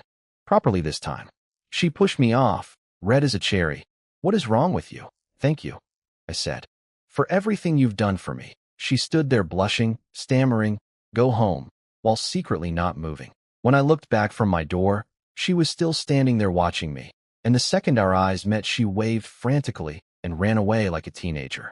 My wife opened the door with the sweetest smile. Husband, you're home. She brushed off my clothes, wiped my face with warm water, undressed me, and was still up sewing me new pants from leftover fabric. This woman is an actual angel. Little Dance was already passed out on the bed from exhaustion. We blew out the lamp. She whispered, be quiet, don't wake my sister. I whispered back, whatever you say, wifey. I'll leave the rest to your imagination. Next morning, reality hit. The village chief showed up with Sun Yeren looking very serious. The bandits from Poison Python Mountain would likely send scouts today to case the village before the real attack. We needed Sun Yeren's people hidden, lookouts posted at the entrance, and my wife and Little Dance needed to stay away from the village entrance so the scouts wouldn't spot any pretty faces worth raiding for. Romantic evening. Over. War mode. Back on.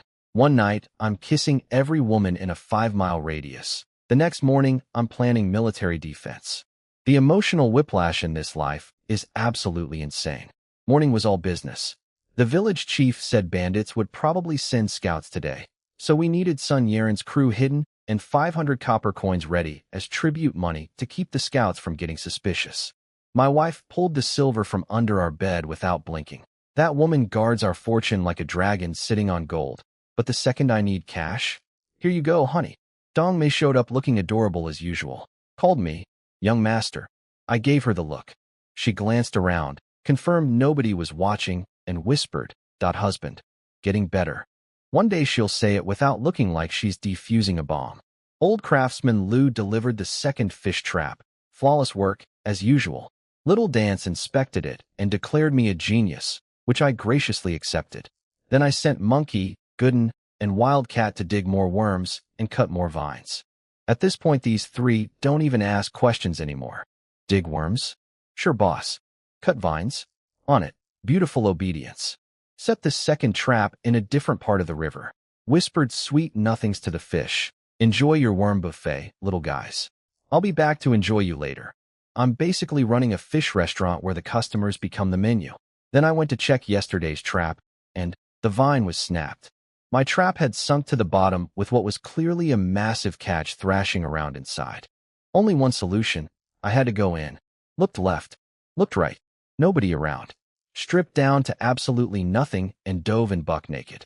The underwater world blew my mind. Schools of fish everywhere. Fat ones. Long ones. Enough to feed the whole village for weeks. I'm gonna be rich, my brain screamed while my lungs screamed something else entirely. Found the trap on the riverbed, still rocking from all the fish inside. I grabbed the vine, planted my feet on a rock, and launched myself toward the surface like a human torpedo. Boom! I exploded out of the water gasping for air, and was immediately greeted by a shriek from the riverbank. Louis Yin, standing right there, holding a dead chicken, staring at me. Me, naked, in the river, dripping wet, with nothing between us but water and God's judgment. Oh, it's you, she said, hand on her chest, breathing heavy. I thought someone was drowning. Then her eyes drifted to my clothes on the bank. Then back to me. Then her face went the color of a ripe strawberry, and she spun around laughing. You just take your time bathing. I'll go clean this chicken somewhere else. She started walking away, and, look, I'm not proud of where my eyes went. But that woman's backside in that dress was making some very compelling arguments. Her hips were doing things that should be classified as a natural disaster. But I had a problem. A very naked, very stuck problem. My trap was too heavy to haul out alone, and my clothes were on the bank, and I couldn't exactly climb out and give her a full show.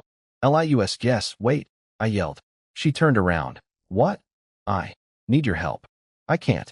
Get out. The silence that followed was so loud I could hear fish judging me underwater. So here I am, naked in a river, asking a married woman whose husband I beat up last night to come help me. The same woman I accidentally kissed and groped in the forest. The same woman whose husband can't perform. My previous life, I couldn't even talk to girls in the campus cafeteria. Now I'm asking one to rescue me from a river while I'm wearing exactly zero clothing. If there's a heavenly scoreboard tracking my embarrassing moments, it just caught fire. So Louis Yin came back to help me out of the river. She found a thick branch I grabbed on, and she hauled me up like a fish on a line. Took everything she had. She was gasping and panting afterward, telling herself not to look at me. She looked. Then she saw my situation. Let's just say the cold water had not done its job and my body was betraying me in the most spectacular way possible. She froze, turned crimson, started shaking, then spun around shrieking. What are you thinking? Lucis, I'm trying not to. It has a mind of its own, she bolted. I yelled. Your chicken, she scrambled back, snatched the dead bird off the ground without making eye contact, and fled into the forest. I stood there dripping wet thinking, well, that's a memory neither of us will ever forget. Got dressed, pulled myself together, mentally and physically, hauled out the fish trap, and nearly screamed with joy. Even more fish than yesterday, packed so tight they could barely move.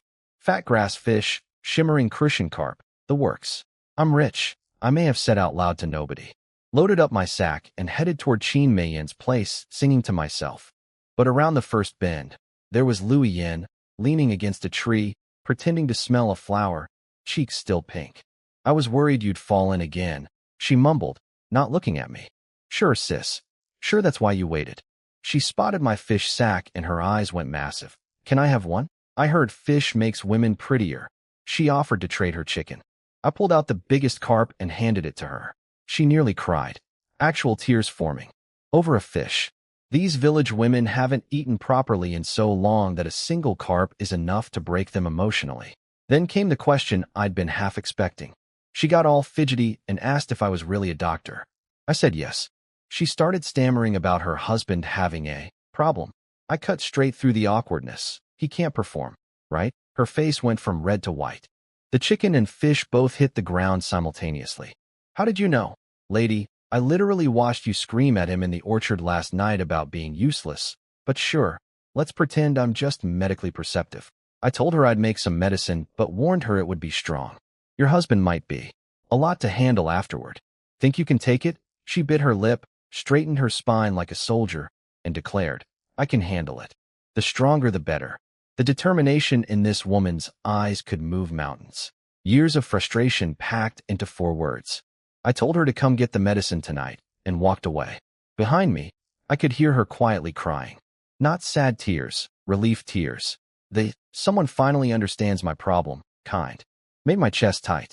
Kept walking through a meadow full of wildflowers, feeling like the village's most versatile man, fisherman, arms dealer, martial artist, and now bedroom pharmacist. Is there anything I can't do? Then I heard heavy breathing coming from behind some bushes. Female breathing. My danger instincts kicked in, and I crept over, pulled back the grass, and what I saw made my brain completely freeze. Cliffhanger. Again, this village has more drama per square foot than a soap opera factory. I can't even walk home with a bag of fish without stumbling into someone's secret situation. Today's resume update. Pulled naked out of river by married woman. Traumatized said woman with involuntary bodily response. Caught enough fish to feed a small army. And prescribed ancient Viagra to a desperate wife. All before lunch. Went to deliver fish to Qin Meiyin and found her hanging upside down from a tree doing sit-ups. Sweat-soaked shirt clinging to every curve. Abs showing. Face flushed. Basically looking like an ancient Chinese fitness model. The second she saw me, she flipped down and her eyes lit up like Christmas. Then she noticed I was staring, looked down at her soaked clothes, turned tomato red, and sprinted inside to change. Incredible woman. She came back out, and I gave her the fish. She tried to only take 2, but I insisted. Then she pulled out a lucky charm she'd gotten from a temple yesterday. That's what her secret errand was about. She went to pray for my safety. My nose started tingling. This woman does things for me she's too shy to even mention. I grabbed her hands. She yanked them back. I felt a situation developing downstairs, so I casually squatted down and started drawing in the dirt. Drew a little picture puzzle, 2 plots of land on top, meaning brother in slang, dead sheep on the bottom. Put together it spelled something very inappropriate. She figured it out, went nuclear red, and chased me screaming, "You little brat." I stopped suddenly. She crashed right into my arms. Our faces were inches apart. Eyes locked. The tension was electric. Bandits are here. Little Xiaolong came crashing through like a human alarm siren. 2 scouts from Poison Python Mountain had entered the village. Romance, cancelled. War mode, activated. Grabbed my crossbow and sprinted to the village entrance. Met up with Li Fuxing and the boys. Then Sun Yaren showed up with his whole crew looking like they were ready to commit murder. Sun Yaren actually asked, "Want us to just kill the scouts?" Tempting offer, but I told him to hold back. Let's see how this plays out first. What I found at the village entrance made my blood boil. 2 greasy, dark-skinned bandits, 1 fat on a horse, 1 skinny with a knife, had slapped the village chief across the face and thrown our tribute money on the ground. 500 copper coins scattered in the dirt. "You think this is enough?" The skinny one screamed. But then it got worse. Way worse. The fat one licked his lips like a lizard and said, "Forget the money. Bring us some pretty girls to play with." The skinny one backed him up. "Yeah. Send out 2 hotties right now, or there'll be trouble." The village chief was on his knees shaking. The villagers behind him, Huang Manchong, the limping guy, everyone, were trembling with rage, gripping their tools, faces dark red with humiliation. Something inside me snapped. I handed my crossbow to Li Fuxing, stepped out from behind the tree, and walked straight up to these 2 pieces of garbage with the biggest smile on my face. "You want pretty girls? Follow me. I've got the most beautiful women you've ever seen." The 2 idiots practically drooled. Skinny elbowed Fatty with a disgusting grin. "Now we're talking," and they followed me like dogs chasing a bone. "Oh boys, you have no idea where I'm taking you. Let's just say I've got 2 jars of special cream back home. One that'll make you scratch yourself raw, and one that'll put you to sleep for a very long time. You want it, girls? I'll give you something you'll never forget." Led those 2 idiots half a mile down a rocky path, then dropped my hand like a military commander. The bushes erupted. Li Fuxing burst out first. Sun Yaren's crew fanned out with crossbows, blades singing through the air. Birds scattered. The 2 bandits nearly soiled themselves. Skinny tried to pull his sword. Bad decision. The worst decision of his very short remaining life. He lunged at me screaming, "I'll gut you, kid." And my crossbow bolt went straight through his forehead before his feet left the ground. He dropped like a sack of rice, sword clanging on the stones, eyes still open with a permanent look of surprise. Fatty watched his partner's brain get ventilated and instantly had a religious experience. Hit his knees so hard I heard something crack, face in the mud, crying and snotting everywhere. Please don't kill me. I'll do anything. Luing kicked him in the back and pressed a blade to his neck. Mr. Yi, let me finish this pig. But my beautiful, scheming brain was already 3 steps ahead. Kill him, and who leads us to their hideout? Sun Yaren's eyes lit up. You want to attack their base? Fatty was nodding so hard his double chin was having its own earthquake. I'll show you everything. There's a dog hole on the west side that bypasses the lookouts. Please, just let me live. Chained his ankles, assigned guards, told Lu Ying to make the dead body disappear. Then marched straight to the blacksmith shop. Obviously, I had to update Iron Spirit Girl on the situation. Obviously, this required a locked door. She was assembling crossbows when I walked in. The moment she saw me, her face lit up like sunrise. Then I bolted the door and her face went from happy to panicked in 0.2 seconds, ears turning red at light speed. Why are you locking the door? I backed her against a shelf full of parts. What did you call me? Husband. I kissed her. Her wrench hit the floor. She went stiff for exactly 1 second, then threw her arms around my neck and kissed me back. Progress. Massive progress. Then she shoved me away, panting. Wait. The scout bandits. Did you handle them? Killed one. Captured one. You killed one? They'll send the whole gang to massacre us. I pulled her into a hug, chin resting on her head. Relax, wifey. Leave the bandits to your husband. She squirmed in my arms. Stop it. We're not officially married yet. If people find out. Then she did the most devastating move possible, tiptoed up, pecked my lips, slipped out of my arms like a fish, and bolted for the door yelling, come back when you've got an 8-man palanquin to carry me through the front gate. She stuck her tongue out at me and vanished. This girl kisses me and runs. Every single time.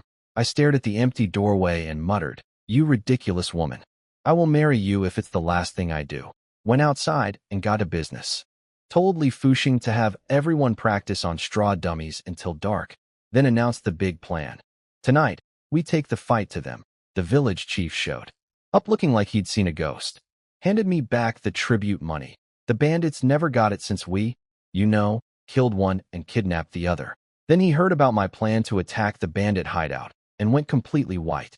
Xiaowei, that mountain fortress is impossible to attack. The 3 bandit chiefs are expert fighters. The big boss never misses a shot. We don't know the terrain. This is suicide. Everyone was staring at me, scared, hopeful, terrified, excited, all at the same time. Here's what the village chief doesn't know. I've got 30 crossbows, 200 drug-tipped arrows, 5 trained soldiers, 22 of Miss Su's warriors, a captured guide with a map to the back, entrance, horse traps, knockout paste, itching powder, and the audacity of a man with absolutely nothing to lose. Tonight, Poison Python Mountain finds out what happens when you mess with the village idiot. The village chief needed some convincing. I hit him with cold logic. We just killed one of their guys. When they come tomorrow for tribute, what do you think happens? His face crumbled like old bread.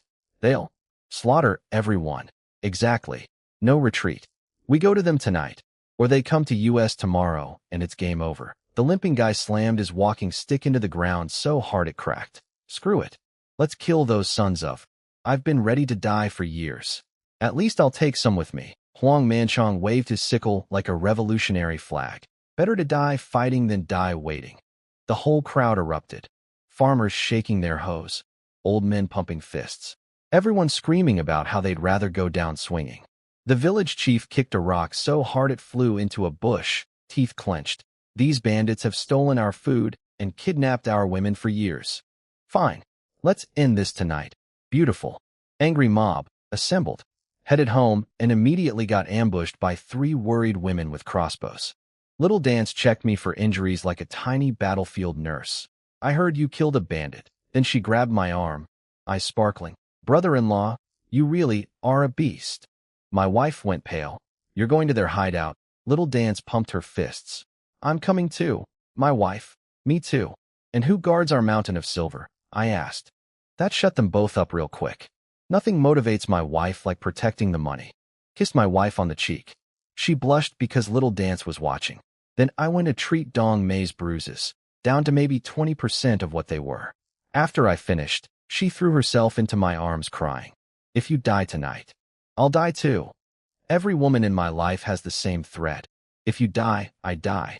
At this point, if I stub my toe, half the village is committing dramatic suicide. I kissed her until she calmed down, reminded myself she was still injured, so behave, and headed out. Stopped by the south entrance where Chun Yong and the boys were digging horse traps. Told them to stop. Change of plans. We're attacking tonight. The 5 soldiers' eyes lit up like they'd been waiting their whole lives for this. The 5 villagers next to them turned white as ghosts and nearly dropped their shovels. Same news, very different reactions. Told everyone to rest up and wait for my signal after dark. Then came the fun part. After a quick lunch, I took Monkey, Gooden, and a dozen villagers up the mountain on a herb hunt. Spent the entire afternoon scrambling up cliffs and crawling through bushes collecting a very specific shopping list. Eucommia bark, mugwort, wild ginseng, and, here's the good stuff, cistanche, cinnamorium, and horny goat weed. Yes, horny goat weed. This is not a joke. It's a real plant, and it does exactly what you think it does. Back home, I turned my yard into a pharmaceutical factory. My wife crushed the cistanche and cinnamorium with a mortar. Little Dance chopped the horny goat weed into pieces and ground it with the bark. Dong Mei slow cooked everything over low heat. I added honey and rice wine to the bubbling brown mixture, stirring it like a witch's cauldron. My wife stared at the pot, fascinated. "Husband, what kind of medicine is this?" "Power pills," I said, stirring casually. "Makes a man become a real." Then I reached over and grabbed her butt. "That beast," she yelped and turned the color of a sunset. Little Dance pretended not to notice. Dong Mei suddenly found the fire extremely interesting. "Yes, I'm making ancient Chinese Viagra. For Du Dazhuang." The man whose wife publicly announced his bedroom failures in a forest, who then challenged me to a fight to prove his masculinity, who then got launched into a thorn bush. Tonight, I raid a bandit fortress. Tomorrow, I fix a man's love life. My medical degree has never been put to stranger use. The plan is set. 30 crossbows, 200 drug-tipped arrows, a captured guide with a secret entrance, 5 trained soldiers, 22 professional fighters, an army of angry farmers, and 1 village doctor who kills tigers, designs weapons, cooks drugs, catches fish, and apparently also manufactures performance enhancers in his spare time. Poison Python Mountain. Your last sunset was today? You just don't know it yet. My wife's reaction to the power pills was priceless. She saw me making them and immediately got defensive. "You're already powerful enough. You do not need these. They're not for me." She squinted at me like a detective interrogating a suspect. I had to say it twice before she believed me. Then she clutched her chest in relief. "Oh, thank goodness, wifey. The fact that you're genuinely worried about me taking ancient super Viagra tells me I'm doing something right in the bedroom department." Made 10 pills. Beautiful, shiny, brown-black orbs that smelled so aggressively masculine that just sniffing them made my lower region heat up. These things could probably wake the dead.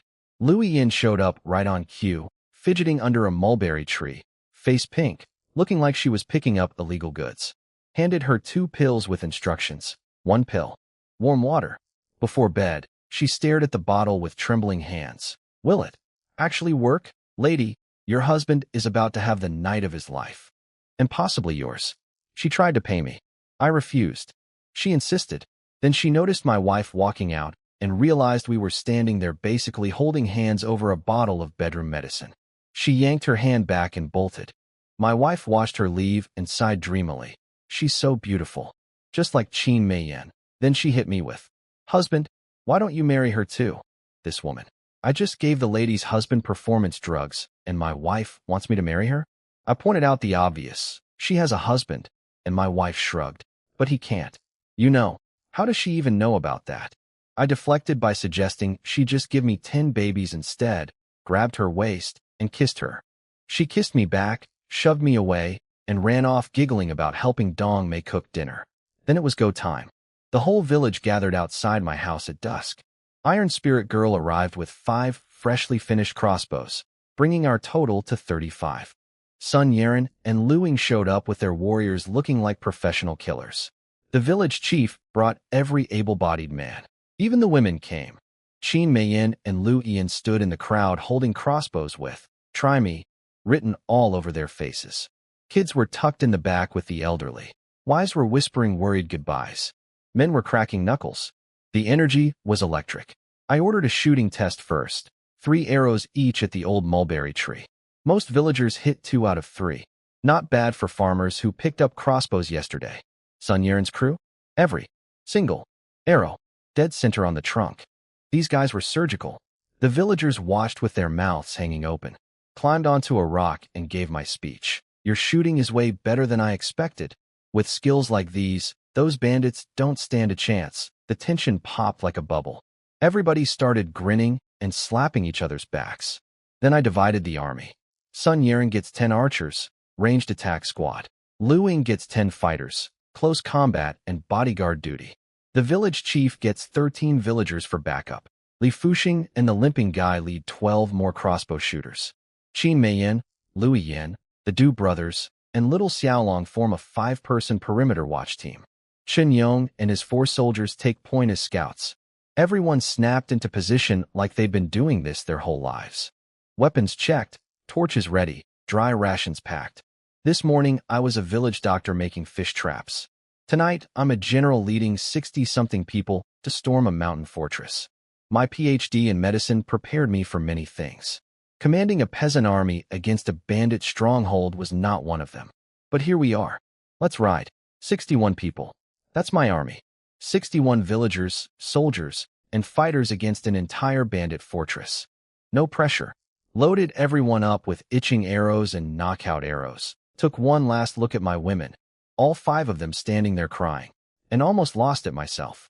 My wife buried her face in my chest. Come back alive. I hugged her, wiped her tears, then went down the line comforting little Dance, Dong Mei, Iron Spirit Girl, and little Tao Dao. 5 sobbing women, one after another, like the world's saddest assembly line.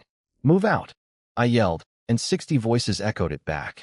We marched into the darkness while behind us, my wives and the village women waved torches and cried. Very dramatic. Very cinematic. Very, please don't let me die tonight.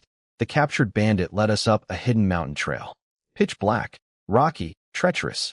And somehow, Qin Meiyin ended up walking right next to me. Total coincidence. Definitely didn't plan it. On a steep slope, she slipped backward and I reached out to catch her. My hand landed squarely on her butt. Again. At this point, her backside and my palm have their own relationship. She turned red. I turned red. We both pretended it didn't happen and kept walking. I asked about the mysterious favor she mentioned. She dodged it again, after the bandits. This woman and her secrets. Then someone up front screamed. Snake. Huge snake. A monster python thick as a bowl was blocking the path, coiled up, head raised, tongue flicking, looking at us like we were a 61-piece buffet. This thing was taller than a person standing up. I shot it with an itching arrow. Hit the tail. The snake freaked, thrashing, rolling, smashing into trees, scratching itself against rocks. The itch drug drove it completely insane. It fled into the darkness like its life depended on it. Which, to be fair, it kind of did. Keep moving, I shouted, pretending my heart wasn't trying to escape through my mouth. We fought off wolves and wildcats too, because apparently this mountain has every dangerous animal. Fun times. Reached the mountain's neck, half an incense stick from the fortress. Called for a rest, and sent Chen Yong to scout ahead. Turned around and walked straight into Lu Yian's chest. She gasped and covered herself. I stood there with my brain rebooting. The brief contact was substantial. Very substantial. My spine basically caught fire. Before I could process that, Qin Meiyin called out. Xiao Wei, come sit with me. She was perched on a rock in the moonlight looking like a goddess. I sat down next to her, and my hand somehow found its way to her thigh. Just a friendly massage. Your legs must be tired. Let me help. She grabbed my hand. What do you think you're doing? Just rubbing your legs, sis. My hands aren't tired at all. Pinch. She clamped down on my thigh so hard I yelped. Want me to teach you another lesson? She said, eyes sparkling with mischief. No, ma'am. Never. I surrender. She looked toward the mountain top and got serious. Scared? Honestly? Yeah. Terrified. But I couldn't say that. She squeezed my hand gently. Don't be afraid. I'll protect you. My heart did something weird. This woman, who I'm supposed to be protecting, just told me she'd protect me. And she meant it. Her eyes were absolute steel. Then Shin Yong came crashing back with bad news. The fortress was surrounded by walls made of logs thick as bowls. 2 arrow towers flanked the main gate, each with a lookout. And the secret doghole entrance? Blocked with boulders. Our backdoor plan was dead. Kill all torches. We go dark, I ordered. Everything went black. 60 people creeping up a mountain in total silence. My foot slipped on a rock and I started falling backward. Then a hand grabbed my butt and pushed me upright. Qin Meiyan, right behind me, grabbing my backside this time. Careful, she whispered. We're officially even on the butt-grabbing scoreboard. 1-1. We crawled into position behind thick bushes. Through the leaves I could see the 2 guard towers, torches blazing, shadows moving inside. My stomach sank. Shooting both guards simultaneously was impossible. If one screamed before dying, the whole camp would wake up. Qin Meiyan leaned close, her breath tickling my neck. Arrows won't reach them up there.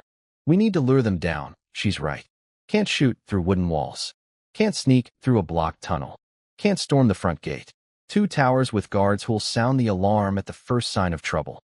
61 people hiding in bushes on a dark mountain, staring at an impossible fortress, and the only plan we had just fell apart.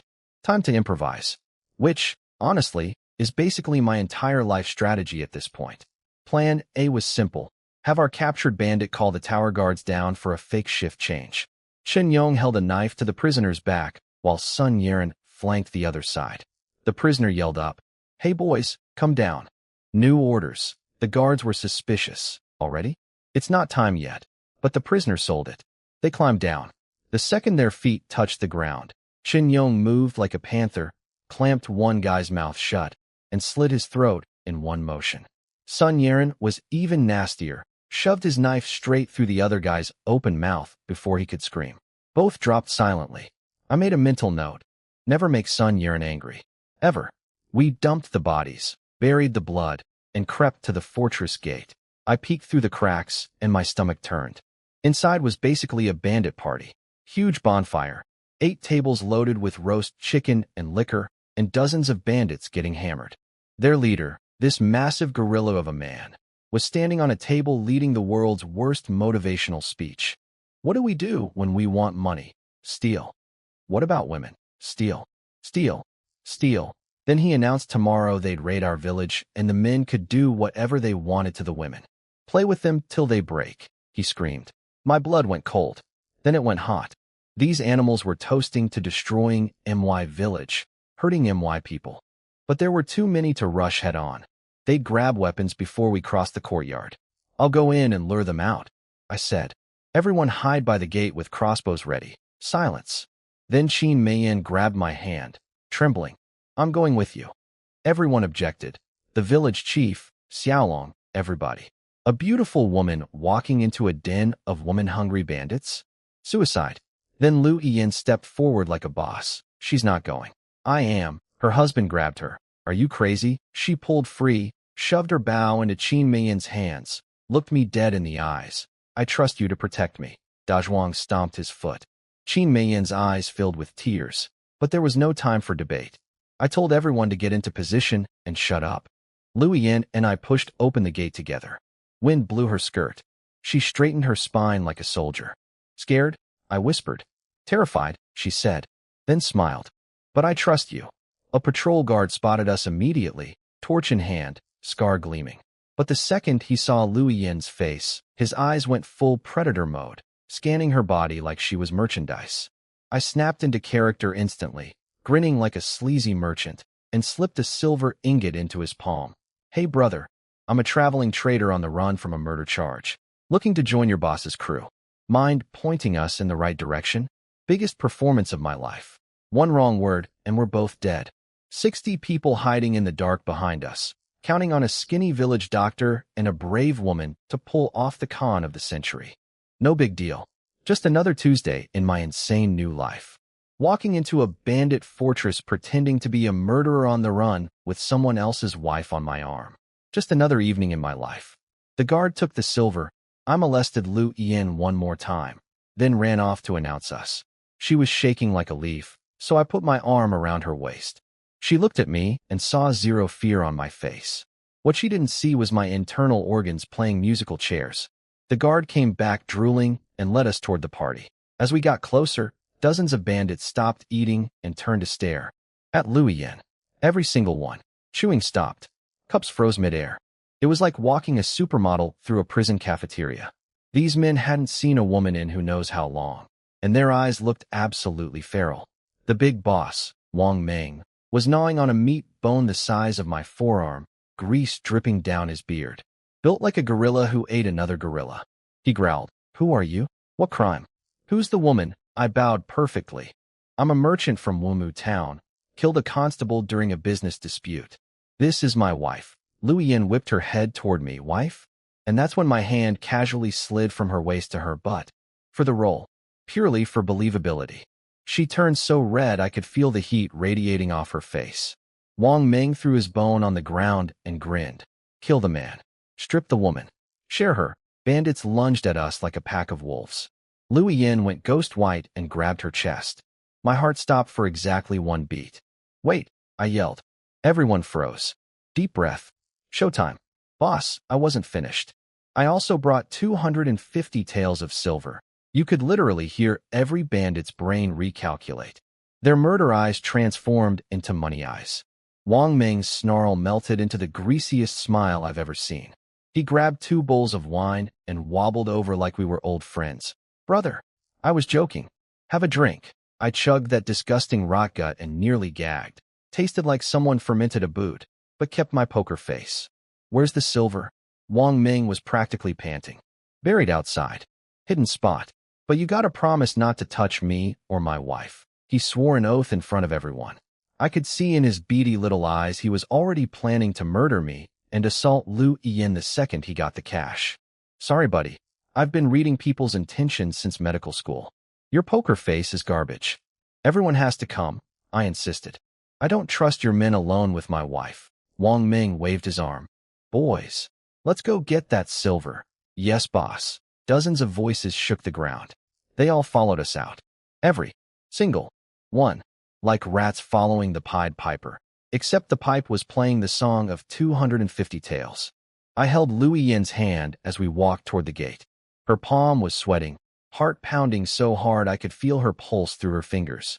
Right before we stepped outside, I let go of her hand. She later told me she felt strangely empty, but her husband was out there, so she shoved that feeling down. We led the entire bandit army out the front gate. Behind every bush, every tree, every shadow, my people were locked and loaded, fingers on triggers, arrows pointed at the kill zone. I stopped by a bush and looked left dramatically. Every bandit turned to look where I was looking. Basic human instinct. Works every time. And in that split second, I yanked Liu Yan into the grass and screamed. Fire. Hell rained down. Arrows came from everywhere. Whistling, screaming, punching through the darkness like angry hornets. Bandits on the outer edge didn't even have time to blink before bolts pierced their throats. Others caught arrows in the chest and stomach, and the drug-tipped heads did their beautiful, horrible work. Itching poison turned grown men into writhing, screaming animals clawing at their own flesh. Knockout paste dropped others mid-step like puppets with cut strings. The screaming was inhuman. Part of me felt sick. Most of me felt satisfied. Wang Meng took an arrow to the thigh. Blood everywhere. But the big animal kept running, hobbling toward the fortress gate, dragging his bleeding leg. The itch drug kicked in, and he started scratching his wound open while running. That image will haunt my nightmares. Only about 10 bandits made it back inside. We poured through the gates after them. Wang Meng collapsed halfway across the courtyard, screaming and ripping his own leg apart with his fingernails. Sun Yaran and Chen Yong stood over him and put a dozen arrows into his body. He died looking like a porcupine, eyes wide open, still scratching. The remaining bandits grabbed weapons, but lasted about 15 seconds under our arrow barrage. Thud, thud, thud. One by one they dropped. Search everything. Don't let a single one escape, I ordered. Teams scattered in every direction. I was scanning the courtyard when, watch out, Qin Meiyan's scream split the air. A bandit playing dead on the ground had raised a crossbow aimed directly at my face. Before I could move, before I could breathe, Qin Meiyan threw herself at me. Time stopped. Everything stopped. And that's where my heart stopped too. Qin Meiyan tackled me like a football player. We hit the ground hard, and the arrow that was meant for my face slammed into the wall right where my head had been half a second earlier. Everyone rushed over, killed the sneaky dead-playing bandit with about 50 arrows, then crowded around us. I was shaking as I helped Qin Meiyan up, staring at that arrow in the wall thinking, that was almost my brain. I hugged her so tight she squeaked. You're hurting me. I kissed her. On the mouth. In front of everyone. Didn't even think about it. Just pure adrenaline and gratitude. She realized the entire squad was watching, turned the color of a fire truck, and literally ran away. Smooth moves from both of us there. No time for romance, though. We had a fortress to loot. Sent Li Fuxing to find the treasury while the women cleaned up the remaining half-dead bandits outside. Li Fuxing came sprinting back, whispering like he'd found the Holy Grail. So much silver. Followed him into the boss's quarters, tiger skin throne, the works, and into a back room filled with over 10 massive chests. He popped the lids and my jaw nearly unhinged. Copper coins, white silver, gold, jewelry, jade, all glittering in the dim light. Years of stolen loot from innocent people, now sitting in front of a former village idiot. Li Fuxing, Monkey, Gooden, and Wildcat were standing there with their brains visibly broken. These guys had never seen more than a handful of copper in their lives, and now they were staring at enough treasure to buy the entire county. I locked the door and got deadly serious. If anyone finds out about this, we're all dead. You saw nothing. They nodded so hard their heads nearly fell off. Then Gooden, sweet, dumb Gooden, blurted, Boss, we'll follow you forever. You say east, we go east. All four of them dropped to their knees and pledged their lives to me. Li Fuxing's forehead hit the stone floor with a crack. You saved me from wolves. My life is yours. I got emotional. Pulled them up. Stick with me, and you'll eat meat every day. But right now, we stuff these treasures in bags and tell everyone it's grain. They loaded for bulging sacks, and I sent them stumbling down the mountain carrying what was probably worth more than the entire village, labeling it food supplies to anyone who asked. The most expensive grain delivery in history. Then came the actual grain.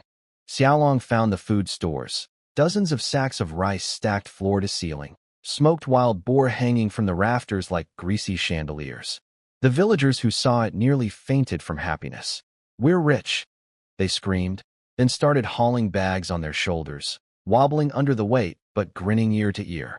The village chief found pushcarts and horses, 18 strong stallions in the stables plus a dozen wagons.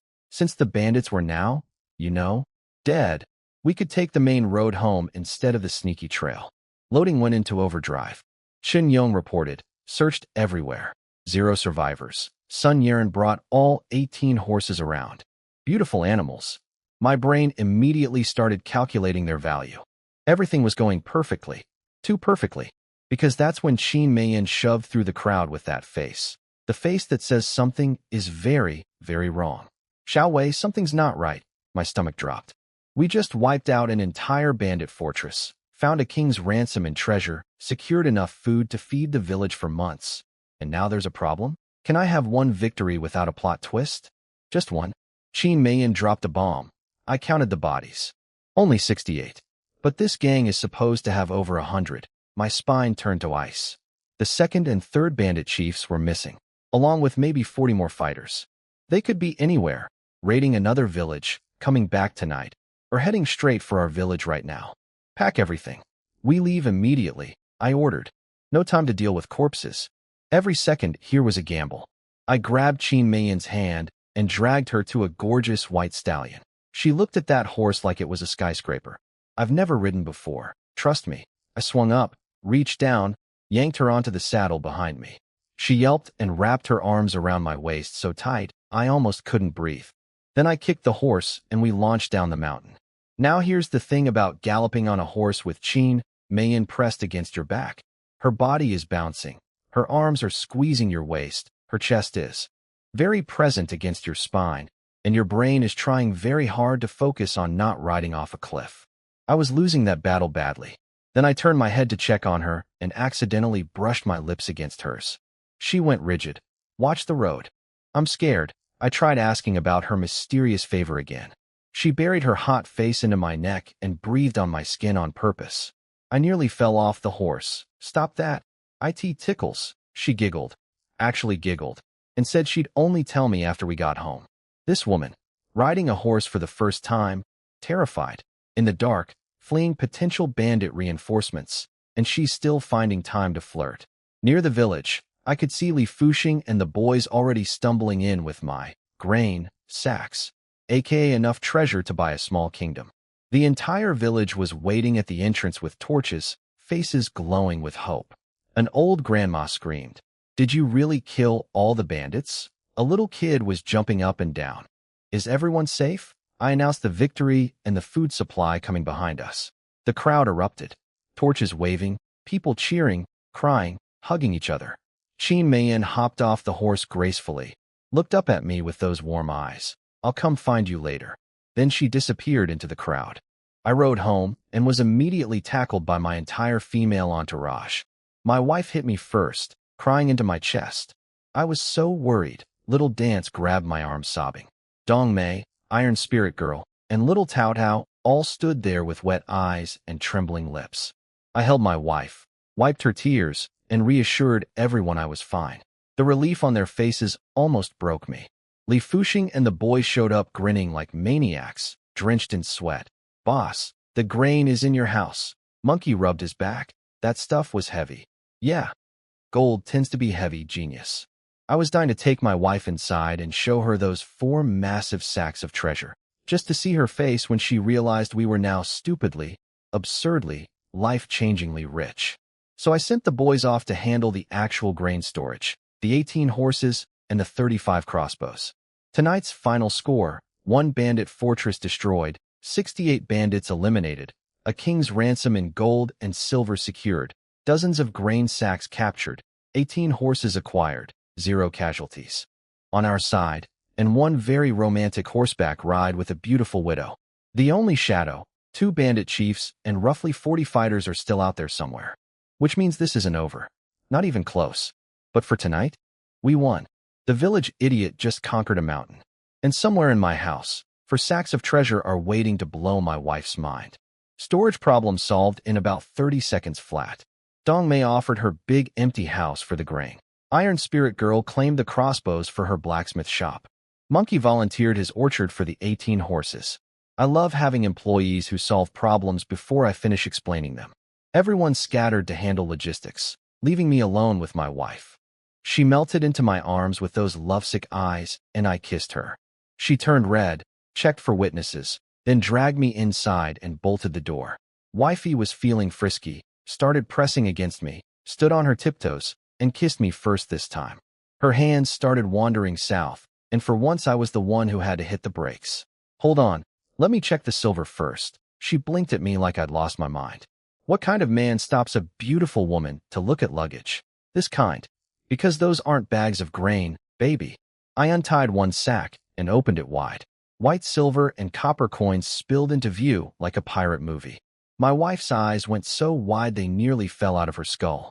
Her mouth formed a perfect little "oh" that stayed frozen for about 10 seconds. "Husband, this is all silver, gold, silver, jewelry, the works." I patted the other 3 sacks casually, like this was totally normal. For bags of treasure just hanging out in our bedroom. No big deal. She looked at the bags, looked at me, back at the bags. Then her brain rebooted and she asked the most wife possible question ever. "How are we going to split this?" I kissed her to shut her up. Literally.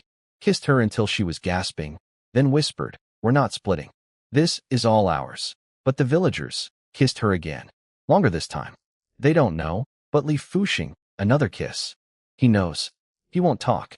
I trust him. She was melting in my arms, barely conscious at this point, but still had the presence of mind to worry. Isn't keeping it all. Kind of bad? I stroked her face. It's not stealing. I'm going to use this money to build the whole village up. Everyone eats. Everyone prospers. They just don't need to know the exact accounting. Robin Hood logic. Take from the bandits. Keep the treasury. Upgrade the entire village. Everybody wins. Especially me. Noise outside. The whole village was alive with celebration. I kissed her one more time, told her to guard the treasure with her life, and headed out. The scene outside was electric.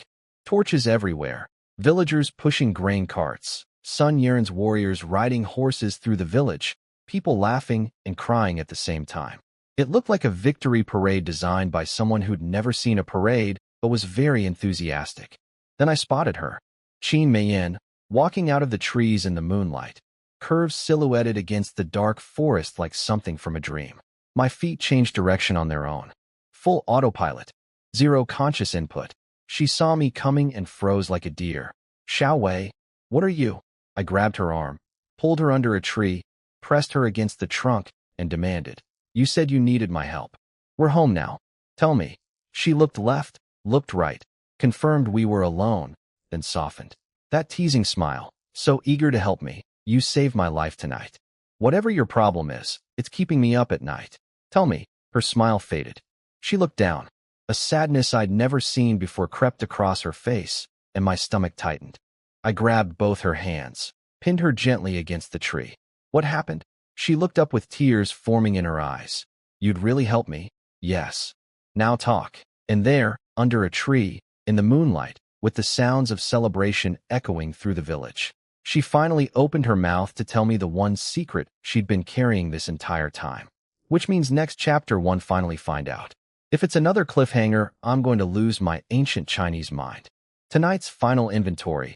For sacks of treasure, a wife who tried to seduce me but got distracted by money, a village full of celebrating farmers, 18 new horses, enough grain to feed everyone for months, and one gorgeous widow pinned against a tree about to reveal her deepest secret. Former village idiot. Current warlord Dr. Fisherman pharmacist millionaire. Not bad for a guy who was literally called the dummy last week. Qin Meiyan looked at me with teary eyes, took a deep breath, and said the last thing I expected to hear tonight. Xiao Wei, I want you to get me pregnant. My entire body short-circuited. Brain, offline. Legs, shaking. Mouth, hanging open like a broken gate. I stared at her. She stared back. The crickets stared at both of us.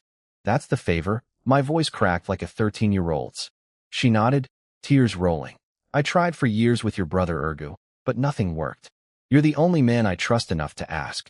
I don't have the courage to go to anyone else. I went through about 47 emotions in 3 seconds. Shock, disbelief, excitement, more shock, and then a weird urge to laugh because I'd been imagining some terrible crisis this whole time. She needed help hiding a body. She was in debt to gangsters. She had a terminal illness. Nope. She wanted a baby. From me. You almost gave me a heart attack. I thought something awful happened. She watched me nervously, waiting for my answer. I grinned. Deal.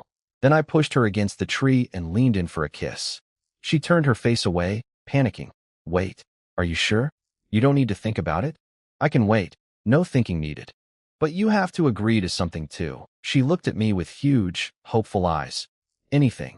Be my wife. Her face went supernova red. I'm a widow. I'm older than you. People will. Do you like me? Truth only. She hesitated. Then nodded shyly, looking exactly like a teenage girl with her first crush instead of a grown woman who just asked me to father her child. The contrast was absolutely adorable. Then that's all that matters. I kissed her. For real this time. She kissed me back, nervously at first. Then her knees buckled, and I had to catch her and pin her against the tree again. I whispered in her ear, tonight, wifey. I'll make your dream come true. She was trembling. Is this really okay? Should we call me husband? Her face was the color of a tomato's tomato. I'll call you that. Later, Xiao Wei, Li Fuxing's voice exploded from the village like a foghorn. Every single time. I have got to start locking myself in soundproof rooms with these women. I told Qin Meiyan I'd come back for her after handling business. Kissed her cheek, reminded her she owes me a husband, and walked out of the trees. Li Fuxing saw me emerging from the forest and gave me a look. Smart kid said nothing though.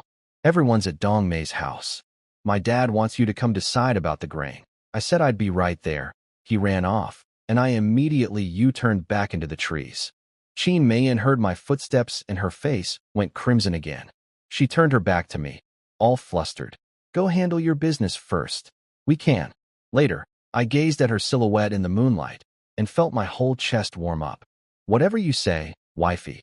She waited until I was far enough away, then followed at a distance so nobody would see us together. Sneaky woman. Smart woman. My woman. At Dong Mei's house, the entire village was packed in tight. Dozens of grain sacks stacked like mountains. Piles of meat glistening in the torchlight. And every single villager staring at it all with the desperate hunger of people who hadn't eaten properly in months. A skinny mother pulled her bony kid forward, crying, "Village chief, please, my child hasn't had a full meal in so long." Another kid screamed, "I want meat." I forgot what meat tastes like. My heart cracked right down the middle. I announced immediately, "Keep half in reserve. Distribute the other half to everyone tonight." The crowd went nuclear. Cheering, crying, some people trying to kneel. I had to physically grab them and pull them back up. Nobody kneels. Stand up. The village chief organized everyone into a line and started distributing. For the first time in who knows how long, every family in this village was going to eat tonight. Really eat. Then I caught a glimpse of Lu Ian frantically pushing her husband away from the crowd. She glanced back at me, our eyes met, and she turned bright red and whipped her head around. No mystery what's about to happen at the Du household tonight. Those power pills are about to get their clinical trial, and I'm pretty sure the results will be explosive.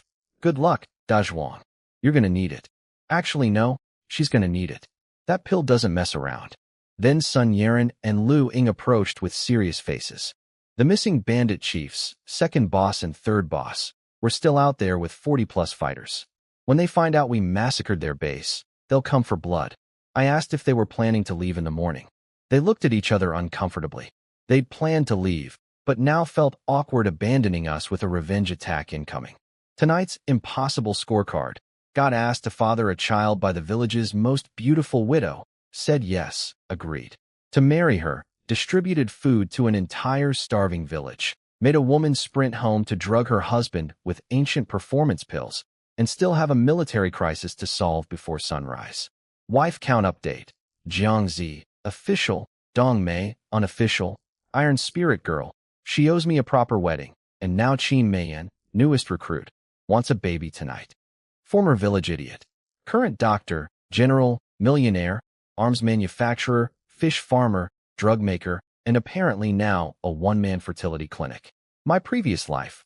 Couldn't get a date through 7 years of medical school. This life, literally being asked to reproduce. The universe doesn't do balance.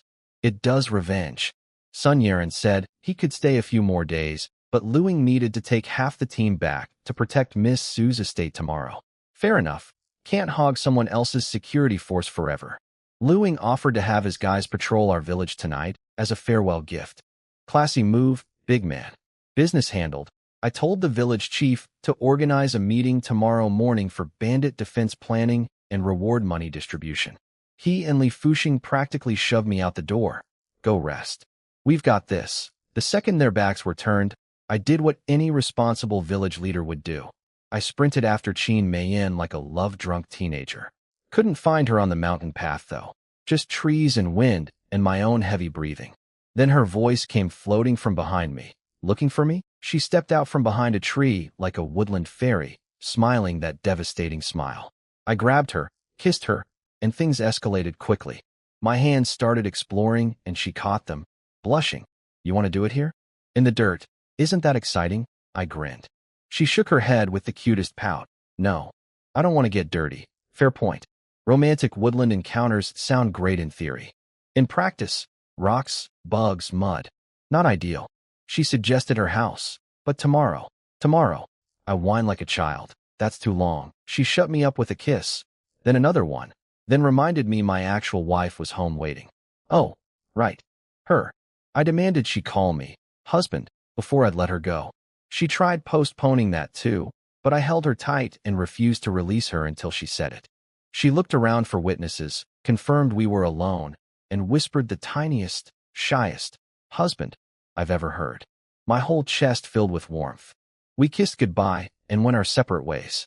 Hardest walk home of my life. Got back and little Dance was bouncing at the door. Brother-in-law, you brought back so much silver. Turns out the little sneak had forced her way past my wife and inspected the treasure bags. My wife apologized. I couldn't stop her. I waved it off. She's family, not a security risk. My wife cleaned me up with warm water while Little Dance sat by the bed literally counting treasure like a tiny dragon guarding its hoard. Then I dropped the mood killer. The second and third bandit chiefs plus 40-something fighters are still alive and unaccounted for. Both women froze. Little Dance's jaw dropped. Then she clenched her little fists. If they come, I'll shoot them. She looked about as threatening as an angry hamster, but the spirit was there. My wife shooed her to bed, but she refused, too busy fondling gold coins. So while Little Dance was distracted playing pirate with our life savings 3 feet away, my wife and I locked eyes. I lifted her chin, kissed her. Her towel hit the floor. She checked that her sister wasn't looking, then stood on her tiptoes and kissed me back. My hand slid down to its favorite location, her backside, because at this point that's basically muscle memory. Today's final tally. Conquered a fortress, kissed every woman I know, got asked to. Father a child, acquired 4 bags of treasure, fed an entire village, and my little sister-in-law is currently using priceless gold jewelry as toys while I make out with my wife 2 feet away. Tomorrow, defend against bandit revenge, distribute reward money, and keep my appointment with Qin Meiyan. Former village idiot. Current everything. Couldn't do anything with Little Dance 3 feet away playing with gold coins like a tiny pirate, so I went to sleep like a good boy. Barely. Next morning, I loaded up a bag of silver and headed out to handle business. Kissed my wife goodbye. She blushed, checked if her sister was watching, she wasn't, and whispered, "Be careful," like I was going to war instead of walking across the village. First stop, saying goodbye to Lu Ying and his crew. Found them in the courtyard packing horses. I pulled out 50 taels of silver, for you and the boys. A little thank you for guarding us all night. Lu Ying did the whole polite refusal dance. Oh no, I couldn't. Miss Su already paid us. She'll think we're greedy. His guys behind him were practically vibrating with, "Take the money," energy, eyes bulging out of their skulls. Sun Yeren nudged him. "Just take it, man." Lu Ying, reluctantly, accepted, weighing the bag in his hand with the biggest smile. Then he promised to ask Miss Su to send more reinforcements. Beautiful. I also asked him to pass along a message. I'd keep my 3-day appointment with Miss Su once the bandits were dealt with, whatever that entails. Lu Ying rode off with half the squad. I turned to the remaining guys, who were staring at me like hungry puppies. "Don't worry, you'll get yours when you leave." They practically wagged their tails. Put Sun Yeren on 2 critical missions. Send scouts back to the bandit fortress to watch for the missing chiefs, and post lookouts at the village entrance. He snapped into action immediately. Professional as always. Chen Yong showed up next with his 4 soldier boys, bright-eyed and bushy-tailed after their first real meal in forever. "Boss, what's the plan today?" I asked if they could ride horses. Chen Yong, yes. The other 4, absolutely not. So I told Chen Yong to teach them. Wang Xiaofan nearly exploded with joy. At our old unit, we couldn't even touch the horse reins. Boss treats us like actual humans. Meng Tao was grumbling about their terrible former commander, and Xin Yong had to yell at everyone to shut up and go check the horse traps first. Li Fuxing and the gang came running up. "Your dad brought the villagers to your house for reward money." No problem. My wife was there handling distribution like a medieval HR department. Then Monkey asked the question of the hour. "Are we killing more bandits today?" "Not today. Today we train. Archery, horseback riding, and," I paused for dramatic effect, "that I'm going to teach you martial arts, for Jaws." Floor. Simultaneously. Li Fuxing's voice cracked. "You know Kung Fu?" I gave my best mysterious smile. "I know a lot of things." Headed home and found the entire village lined up outside my door. My wife and Little Dance were running a full-service banking operation, handing out silver coins like 2 adorable ATMs. Villagers were bowing, thanking me, some crying. The village chief was maintaining order. Iron Spirit Girl was there too, with her crew of crossbow-building ladies. The chief asked what the plan was. I told him, everyone trains. Archery, horses, combat readiness. When those remaining bandits show up, I want every villager to be a weapon. He nodded solemnly and went off to organize. Then Iron Spirit Girl tiptoed up to me with those big eyes. "What about me? What do I do?" I curled my finger at her. "Come here." She followed me around the back of the house where nobody could see us. Smack. My hand landed on her backside with a sound that probably echoed off the mountains. She turned the color of a chili pepper, mouth open, eyes enormous. completely frozen between outrage and something else entirely.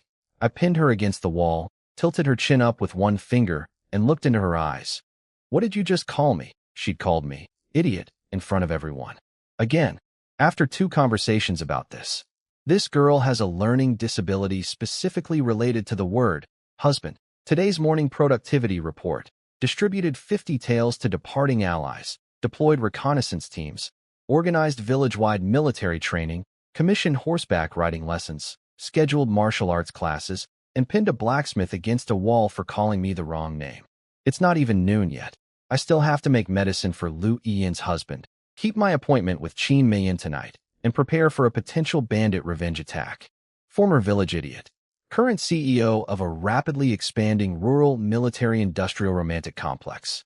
And somewhere behind my house, a very red-faced blacksmith is about to whisper, "husband," for the 100th time while pretending she hates every second of it. She doesn't. Iron Spirit Girl stammered about her habit of calling me idiot. I raised an eyebrow. She whispered, "Husband." I kissed her. She collapsed into my arms like her skeleton evaporated. Then I casually ordered 1,000 arrows like I was ordering takeout. 1,000? She gasped. Better to have too many than too few.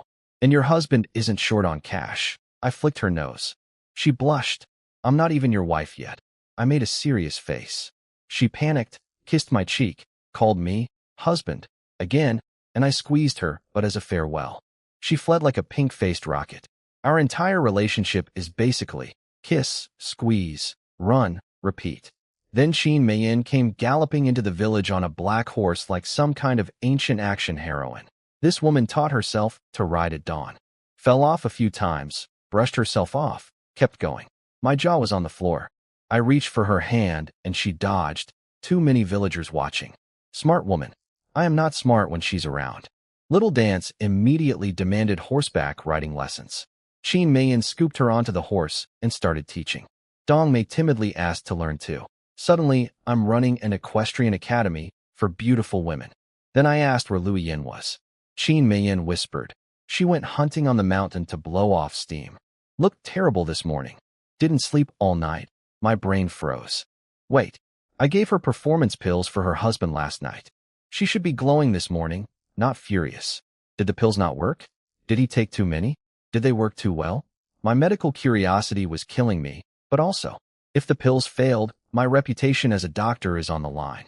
I stared at Qin Meiyin while processing this, and she got uncomfortable. Stop looking at me like that. She grabbed Little Dance and the horse and escaped. Then I realized, Lu Yin's whole family is up on the mountain. Her house is empty, and Qin Meiyin's house is right next door. And we had an appointment. I yelled after her. Teach them to ride, then go home. I'm coming over too. Get something. She turned crimson in front of the entire village and hissed. I know. Then she pulled Little Dance onto the horse and trotted away before anyone could notice her face matching a sunset. Little Tao Tao, an old craftsman, Lu showed up. I had a very important commission. Lu, build me a bed. A big bed. Big enough for 6 adults. Tao Tao's eyes went saucer-wide. 6? Lu looked surprised but nodded professionally. Then I added, and I cannot stress how serious I was about this. It needs to be so sturdy that 6 adults can jump on it, and it won't. Shake it all. Lu pounded his chest. Solid as the floor. Young master. Let me explain my math. Me, my wife, Little Dance, Dong Mei, Iron Spirit Girl, and Qin Meiyin. That's 6. I'm planning ahead. A visionary plans for the future. After they left, I went to check my fish traps. Hauled up another massive catch and found 2 fat mountain frogs as a bonus. Used one as new bait, cut it up, stuffed it back in the trap. Then I started walking to the second trap location. But halfway there, I noticed something that stopped me cold. A stretch of empty land shaped like a fan, natural slopes on both sides. A dip in the middle that would hold water perfectly. The soil was black, wet, spongy, perfect for holding moisture. I crouched down, crushed a dirt clump between my fingers, and felt the water content. Fish pond. This spot was born to be a fish pond. My brain was already designing it. Dig it out, connect it to the stream, stock it with fish, and we'd have fresh fish whenever we want. No more river diving. No more vine ropes breaking. Just walk over, scoop, cook, eat. Former village idiot, current military commander, arms dealer, pharmacist, fisherman, horse trainer, romantic juggler, and now aspiring aquaculture entrepreneur. And somewhere up on a mountain, Liu Yin is angrily shooting animals because my pills either work too well or not at all, and I genuinely don't know which scenario scares me more. I stood there staring at this patch of wasteland like a man who just found a winning lottery ticket in his pocket. The ground dipped low, perfect for digging. If I went deep enough, I could get at least 2.5 meters of water depth, basically a fish paradise. And the creek running along the north side? Chef's kiss. I could dig a little channel, get fresh water flowing in, and boom, automatic water circulation. My fish would be living better than most people in this village. I checked the wind direction like some kind of ancient weather wizard. Southeast wind. Perfect. Put the water inlet on the southeast side, drainage on the northwest, and nature does all the plumbing work for free. I even planned a 3-meter wide path around the edges for carts and walking. I'm basically an engineering genius who happens to catch fish for a living. Then my brain hit the brakes. Wait, there are still bandits out there. Is this really the time to start a construction project? I frowned hard enough to crack a walnut with my forehead. But then I checked my other fish trap and pulled up another half cage of fish. That settled it. My entrepreneurial spirit body slammed my common sense into the dirt. I was standing there drooling over the land when Monkey, Dog Egg, and Wildcat came running up screaming my name. They wanted me to teach them kung fu since the horses were all taken. But the second they saw my sack full of flopping fish, their jaws hit the ground so hard I'm surprised they didn't dig the fish pond for me right there. I turned to Dog Egg. This wasteland, it's your family's, right? He nodded like a bobblehead. Can I buy it? This kid nearly had a stroke trying to give it to me for free. Just take it. Me and Grandpa can't even farm all our land. Monkey poked his nose in. What do you even want this dirt for? Fish farming. Wildcat looked at me like I'd lost my mind. Fish? Here? Where are you even getting fish babies? I ignored that excellent question and sent the boys running in 3 directions. Dog Egg to fetch Old Man Huang, and Monkey and Wildcat to grab the village chief. I was assembling my team like some kind of feudal startup founder. Old Huang showed up, grinning ear to ear, practically throwing his land at me. Take it. You saved me from a tiger, remember? Dog Egg chimed in too. You saved me and Grandpa from wolves. We can't take your money. I pulled out 2 chunks of silver and went full stubborn mode. Take the money or the deal's off. I don't do charity. It gets weird later. They took it. 500 copper coins worth each. You'd think I handed them bars of gold the way their faces lit up. The village chief showed up sweating and panting. I laid out my grand vision. Fish pond. Right here. Let's go. He squinted at the land, checked with Huang and Dog Egg, then nodded. Fine, but do the paperwork, and I'll handle the permits. Then he hit me with the concerned face. But what about the bandits? We multitask, I said, like it was the most obvious thing in the world. One hand digs fish ponds, the other hand punches bandits. Easy. He thought about it for half a second and agreed. I asked him to be my foreman, and his eyes sparkled like I'd just offered him a promotion at a company that didn't exist yet. Then I dropped the bomb. 30 copper coins per worker per day. Every jaw in the vicinity dislocated. The chief grabbed my arm. 30? Normal rate is 10. Are you insane? Time is money, chief. Let's move. He practically sprinted away to recruit workers. Old Huang started rubbing his hands together like a fly at a buffet. I want in. I know this kind of work. Monkey, Wildcat, and Dog Egg were bouncing around like they'd eaten raw sugar cane. US 2. US 2. Minutes later, the chief came back with over 100 villagers. 30-something of them were carrying shovels and hoes, ready for war against the earth. The rest were old folks and kids who just came to watch the show like it was the village Netflix. Is it really 30 coins a day? Someone yelled. Yes. Then people started selling me their land left and right. I bought 5 more plots. When we measured everything out, the total area was 7,000 square meters. That's roughly the size of a soccer field. I was building a fish empire. I scanned the crowd, feeling pretty good about myself, and then I spotted her. Qin Meiyin, standing at the back of the crowd, looking at me with those big soft eyes full of warmth and something that made my stomach do a backflip. I suddenly felt very aware that I was covered in fish slime and dirt. Real smooth, Yue. Real smooth. I caught Meiyin looking at me, and the second our eyes met, her face turned the color of a ripe tomato. She flashed me this shy little smile that could stop a man's heart, then spun around and walked away. Her hair swayed. Her blue dress floated in the breeze, and I swear my brain just shut down completely. I turned to the village chief so fast I almost gave myself whiplash. "Chief, you're in charge. Gotta go. Bye." Chief Lee pounded his chest like a gorilla. "Go handle your business. I got this." I grabbed my fish bag and took off after Mei Yin like a man possessed. I was speed walking, scanning everywhere, left, right, behind bushes, around corners. Where did she go? She literally just left. Did she teleport? Then, BO, she jumped out from behind a tree with the biggest grin on her face. Nearly gave me a heart attack. This woman is going to kill me before any bandit gets the chance. I dropped my fish, grabbed both her hands, and went full romantic mode. "My darling, I've missed you so much." Then I leaned in for the kiss. She dodged like a martial arts master. "Not here," she hissed, looking around nervously. "What if someone sees us? So what? Everyone's gonna find out eventually." She gave me that look. You know, the one that says, "You're an idiot, but I like you anyway." Then she spotted the fish bag. "How do you keep catching so many fish?" I pulled her into a hug and nuzzled the top of her head. "Forget the fish. You're what matters to me." She blushed so hard I could feel the heat radiating off her face. Then she pushed my wandering hands away and said the magic words, "Come to my house. We have about 1 incense stick's worth of time." 1 incense stick? That's like 15 minutes. I almost laughed out loud. "Oh, sweetheart, you have no idea what you're in for." Challenge accepted. She told me to drop off the fish first, then come over. Then she floated away with that absolutely devastating walk of hers, and I stood there overheating like a furnace with a broken thermostat. Deep breath. Fish first. Romance second. Priorities, Yi Wei. I sprinted home and found Ziyi practicing archery in the yard. She was pulling back her bow in the sunlight looking like some kind of warrior goddess, and my feet literally stuttered. "I am a weak man." "Darling, practicing your archery," I called out, trying to act normal. Her face lit up like sunrise.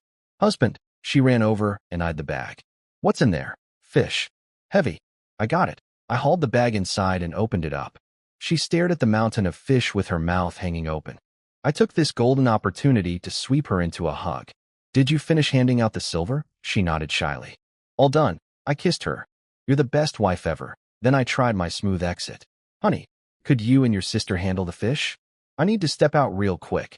Quick goodbye kiss, spin toward the door, and click. This woman had somehow teleported past me and locked the door.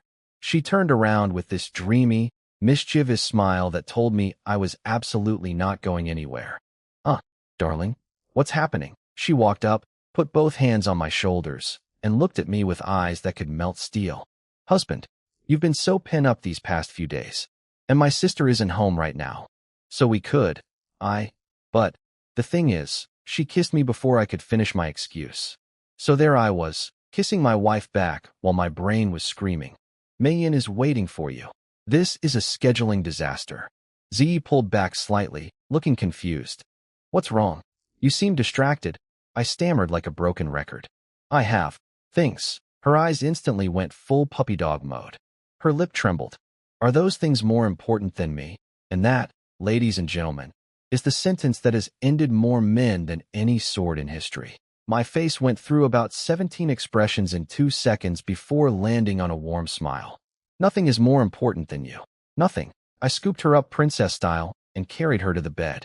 Because yes, Mei Yin was waiting, but I would rather face 100 bandits than make my wife cry. Not today, not ever. "Sorry, Mei Yin. Your man is experiencing unexpected delays." Meanwhile, and I only found out about this later, Mei Yin was at her house smoothing out bedsheets that were already perfectly smooth, fluffing pillows that didn't need fluffing, and sweeping a floor that was already cleaner than an emperor's dining table. She kept peeking out the door every 30 seconds, heart pounding, face flushed, wondering where the heck I was. Apparently, she was more nervous than on her actual wedding day. That poor woman.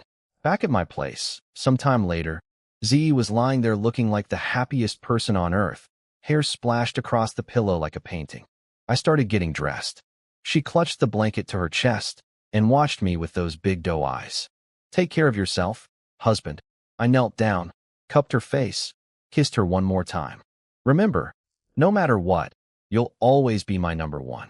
She smiled the most content smile I've ever seen and nodded. I finally headed out, and behind me, I heard her bolt the door, shuffle back to bed, and whisper to herself something about her belly and hoping for a baby. My heart melted a little, and also panicked a lot, because I was now extremely late for my appointment with Mei Yan, and I had a feeling she was going to have some questions about my time management skills. Being a man with multiple wives is not the fantasy people think it is. It's basically being a project manager with no calendar, and every deadline is, right now. By the time I got to Mei Yan's house, the 1 incense stick deadline had blown past like a tumbleweed in a hurricane. I was practically sprinting, wheezing like a broken accordion. I got there. Knocked. Nothing. Silence. The door was unlocked, so I let myself in and searched every room like a detective at a crime scene. Under the bed? No. Behind the curtain? No. Hiding in a closet? Also no. I walked back outside, and the guilt hit me like a brick to the face. She's definitely mad at me. Then Monkey popped up out of nowhere. Hey boss, looking for Sister Qin? She just went up the mountain to hunt. I stared at Wulong Mountain with the expression of a man who just realized he's in deep, deep trouble. She went hunting. That's not casual exercise. That's a woman working out her anger on innocent wildlife. Every arrow she fires up there has my name on it. I told Monkey to grab Dog Egg and Wild Cat and meet me at the mountain. I'd take them herb gathering. He bounced away like a rubber ball on sugar. I swung back home to grab my crossbow. Ziyi was at the door, still glowing pink from earlier activities. She saw me, and her face lit up. Husband, you're back already? I kissed her cheek, grabbed my crossbow and arrows, and she straightened my collar with the gentleness of someone handling fine silk. Then she stood on tiptoe, kissed me, and said, "Be safe," with those big, loving eyes. This woman is going to be the death of me. In the best possible way. Up on the mountain, I met the 3 boys, and we grabbed 3 huge bundles of medicinal herbs in no time. I sent them back down and pushed deeper into the forest alone. A wild pheasant jumped out right in front of me, practically posing for a portrait. Any other day, I would have nailed it without blinking. But my brain was running a single program. Find Mei Yan. Apologize. Survive. She waited for me all that time, I muttered, walking faster and faster. What if she came looking for me? What if she saw me and Ziyi? My heart nearly exploded out of my chest at that thought. Then something burst out of the bushes, and I forgot all my problems for exactly 3 seconds. A pure white fox. Snow-white fur, glowing in the sunlight like it was made of moonbeams. Its tail was this magnificent fluffy cloud bouncing behind it as it ran. This thing was gorgeous. My brain immediately switched from apologize to girlfriend mode to winter fashion designer mode. That fur. I could make Ziyi and Xiaowu the most beautiful hats. I drew, aimed, and fired. 100 paces. Clean hit. I walked over to collect my prize and, oh no. For baby foxes. Tiny, fluffy, snow-white little cotton balls huddled around their wounded mother. Their round little eyes were full of tears. They were trembling and crying these tiny, woo-woo sounds. Oh, it's a whole family. My heart went soft as warm butter. Then I raised my crossbow and shot all 4 of them. Look, I know what you're thinking. But have you felt this fur? It was like touching a cloud made of silk. For little pelts meant shoes. Beautiful white fur shoes for Ziyi and Xiaowu. I tied all 5 foxes together with a grass rope and hung them from my belt, petting the fur the whole time like a man who just discovered cashmere. My wives are going to love these. I am not a monster. I am a loving husband who provides premium winter accessories. There's a difference. I kept moving.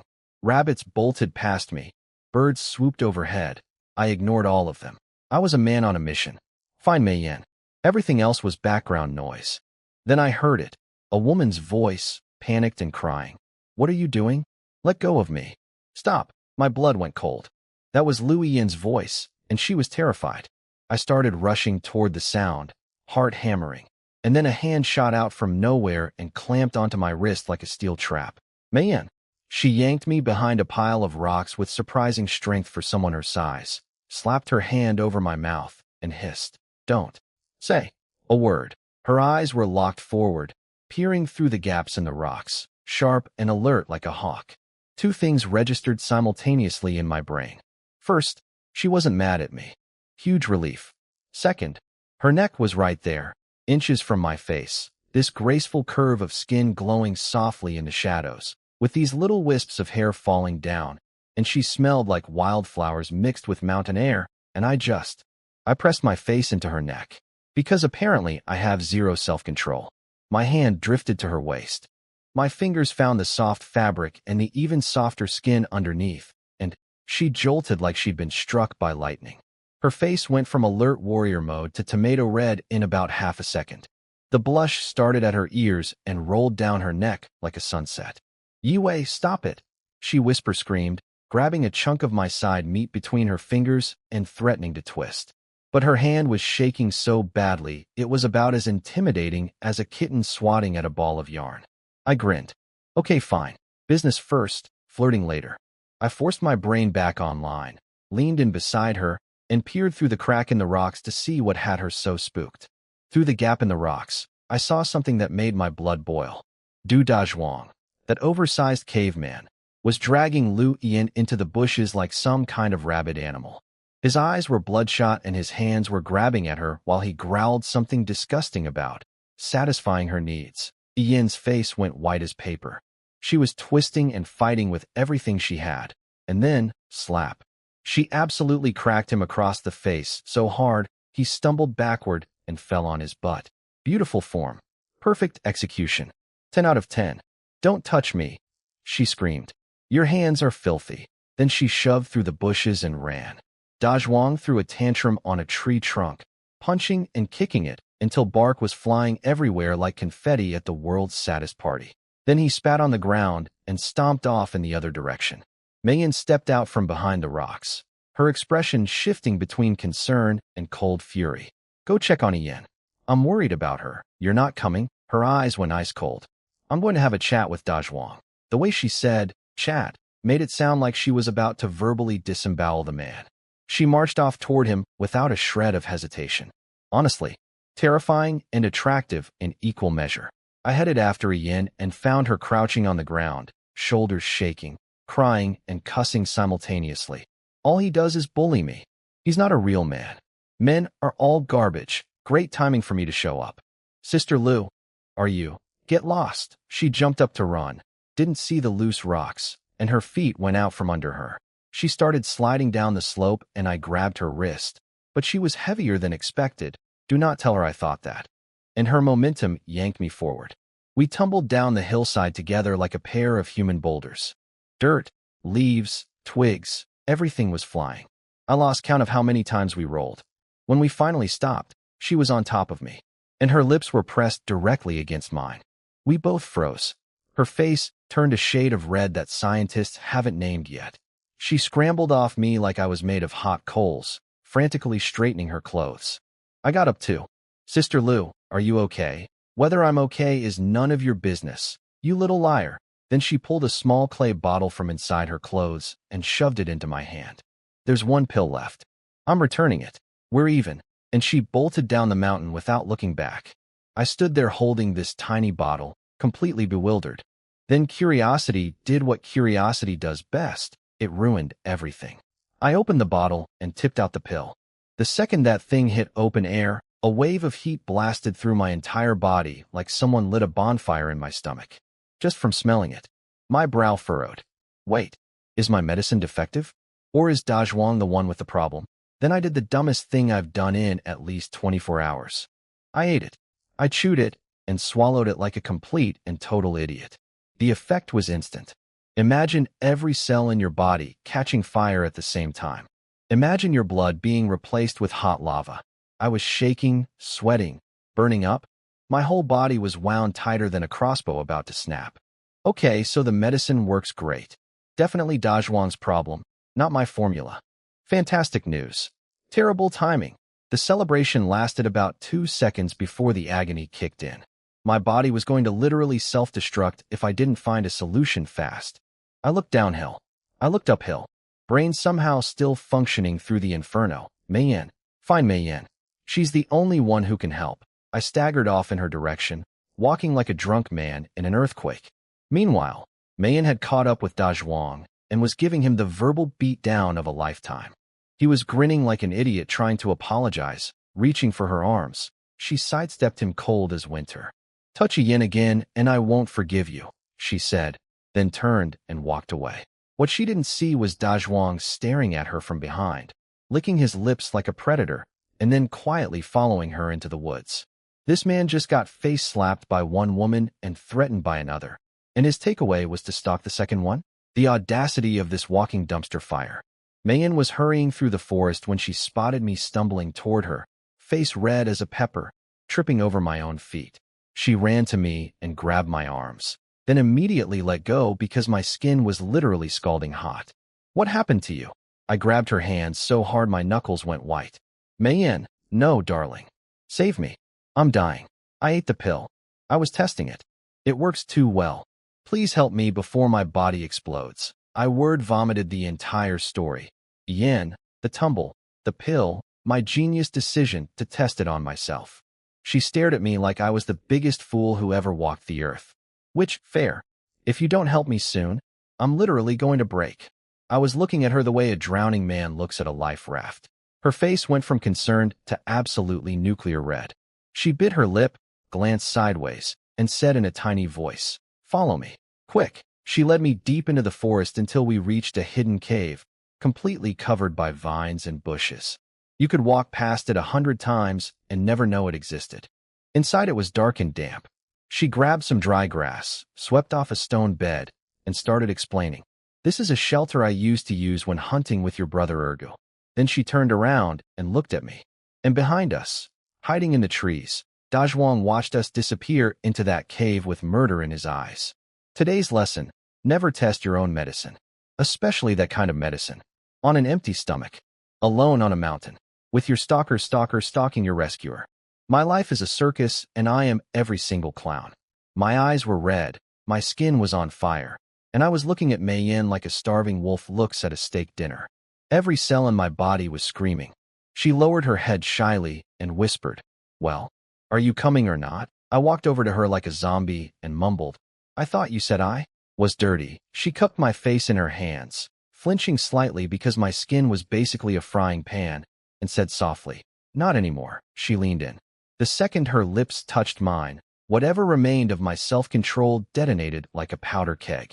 I grabbed her and kissed her back with the passion of a man who had eaten the world's most powerful love pill and was running on pure survival instinct. Outside the cave, Dazhuang was watching, standing there with his fists clenched so hard his fingernails were drawing blood, eyes burning with enough rage to melt stone. He stood there for a long, creepy time. Then something shifted in his expression.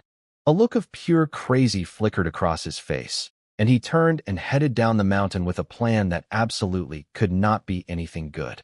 Now, here's where things go from romantic cave adventure to complete catastrophic disaster.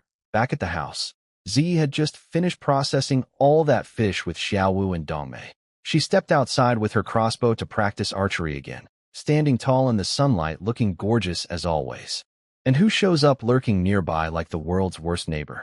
Dazhuang, staring at her with those greedy, creepy eyes, scanning her up and down like she was merchandise at a market.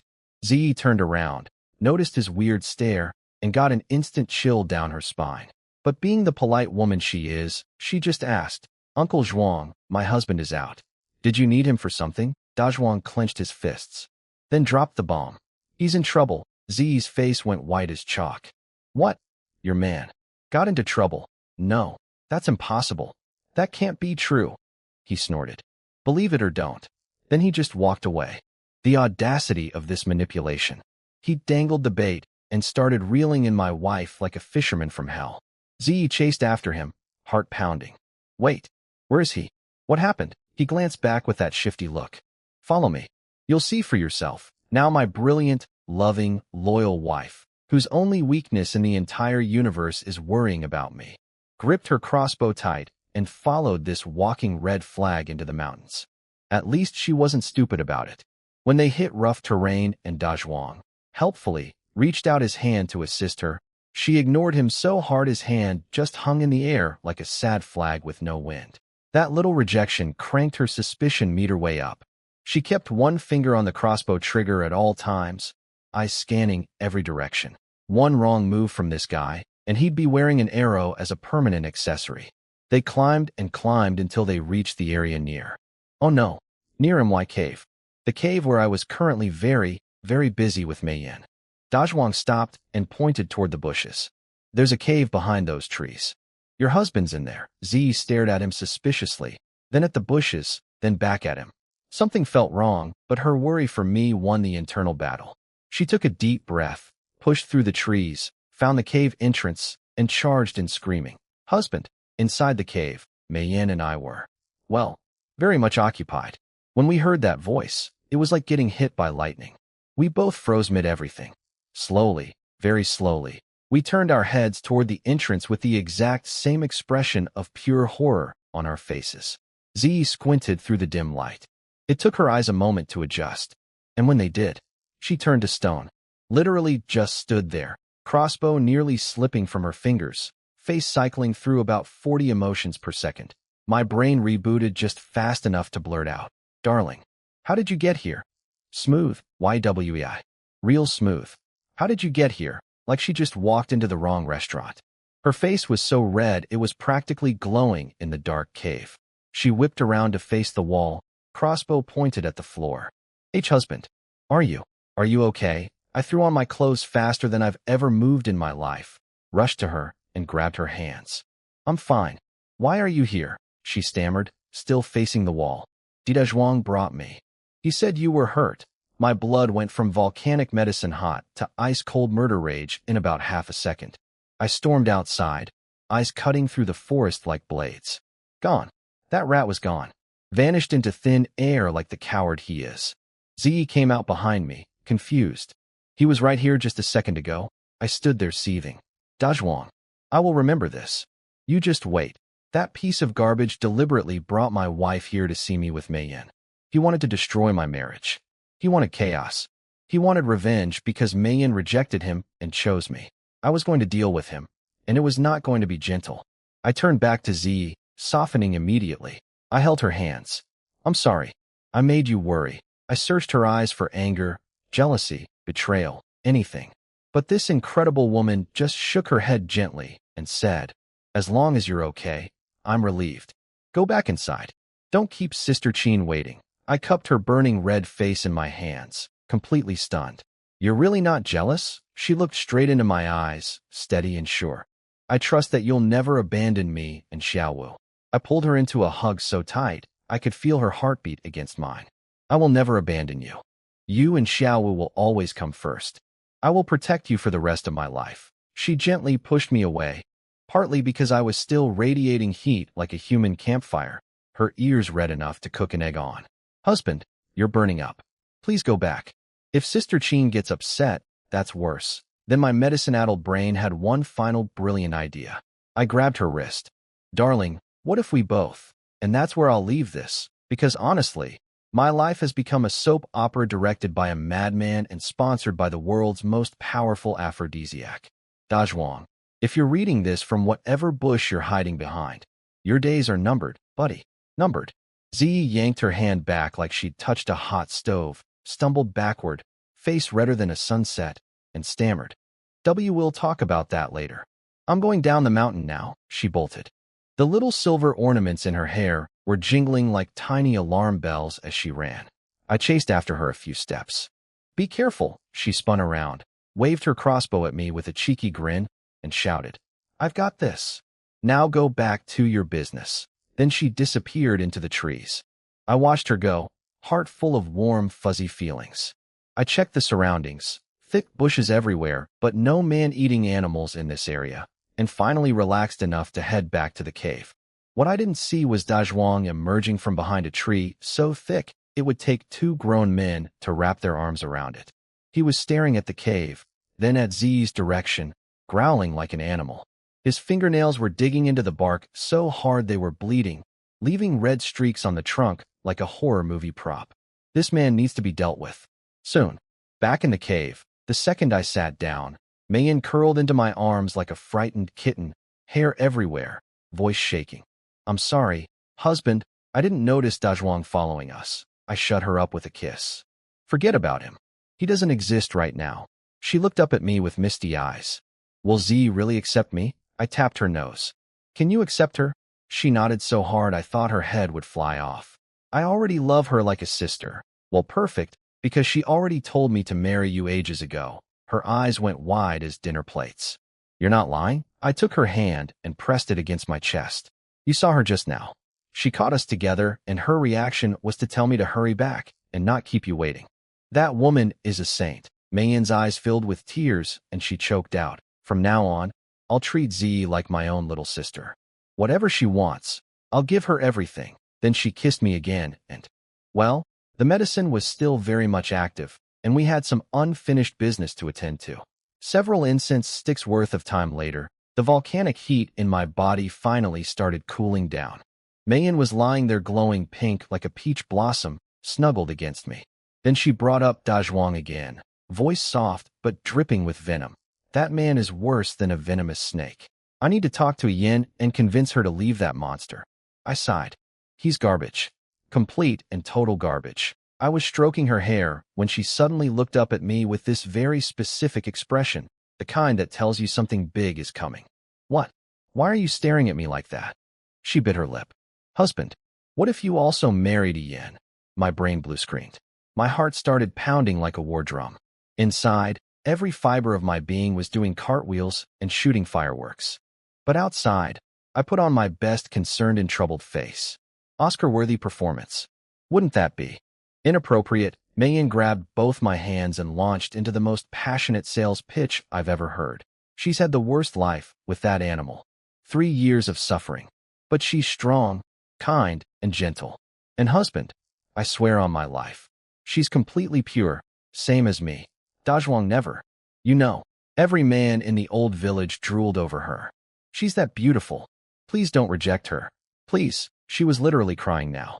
Meanwhile, inside my head, fireworks were still going off and a tiny version of me was doing a victory dance on a table. I let out a long, reluctant sigh, because a man must maintain his dignity. Well, since you're asking so sincerely, I suppose I could marry Sister Lu. For your sake, of course, the pure selflessness, the sacrifice. Someone give me a medal. Mayin grabbed my face and kissed me so hard I saw stars. You're the best husband ever. I added a careful disclaimer. Don't get too excited. She might still have feelings for Dazhuang. She might not even like me. This could be super awkward. Mayin puffed out her chest with absolute confidence. Leave it to me. I'll talk to her. She'll be convinced by tonight. After one more round of quality time, we finally dragged ourselves out of the cave. And I mean dragged. My legs were shaking like jelly in an earthquake. Mayin was walking like she'd just gotten off a horse for the first time in her life, legs pointing outward at angles that would concern a doctor. We were leaning on each other like two survivors of a natural disaster, which honestly, we kind of were. Does it still hurt? I asked her. She blushed and shook her head. What about you? Can you even walk? I straightened my back with what little pride I had left. Of course. Your husband has plenty of energy. This was an absolute lie. I was running on fumes and prayers. Thank God we were going downhill. If this had been uphill, they would have found my skeleton on that mountain path next spring. A path that normally takes 20 minutes took us nearly an hour. When we finally reached the bottom, Mayin checked that nobody was watching, popped up on her toes, kissed my cheek, and said, Don't forget what you promised.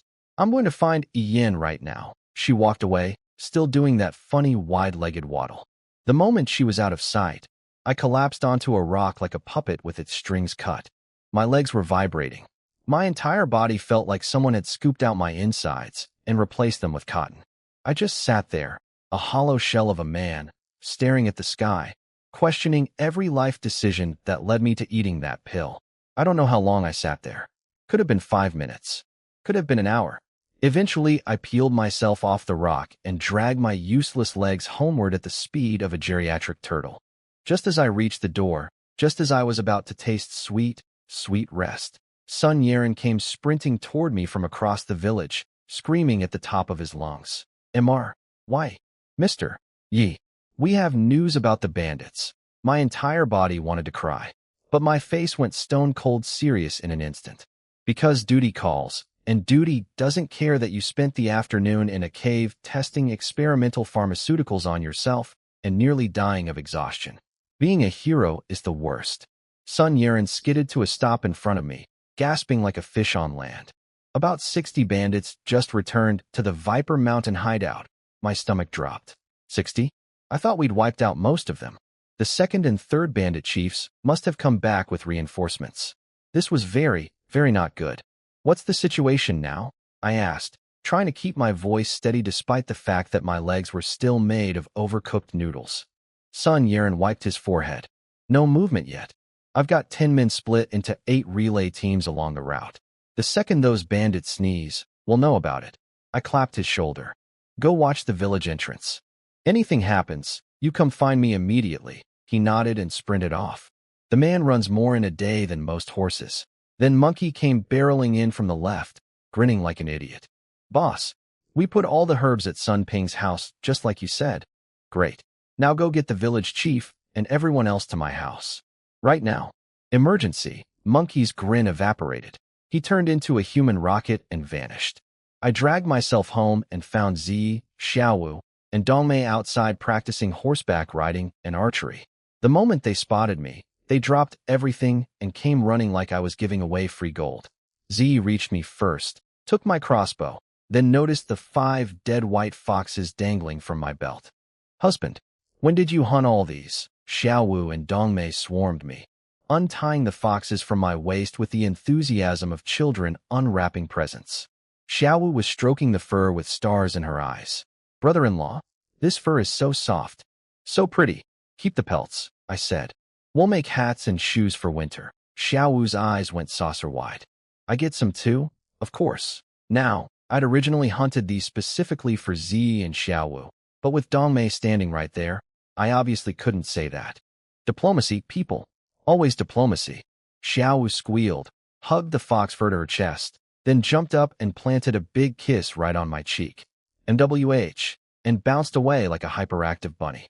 This girl has zero concept of personal boundaries, and I kind of love it. Zi shook her head at her sister's antics, then shifted into perfect wife mode.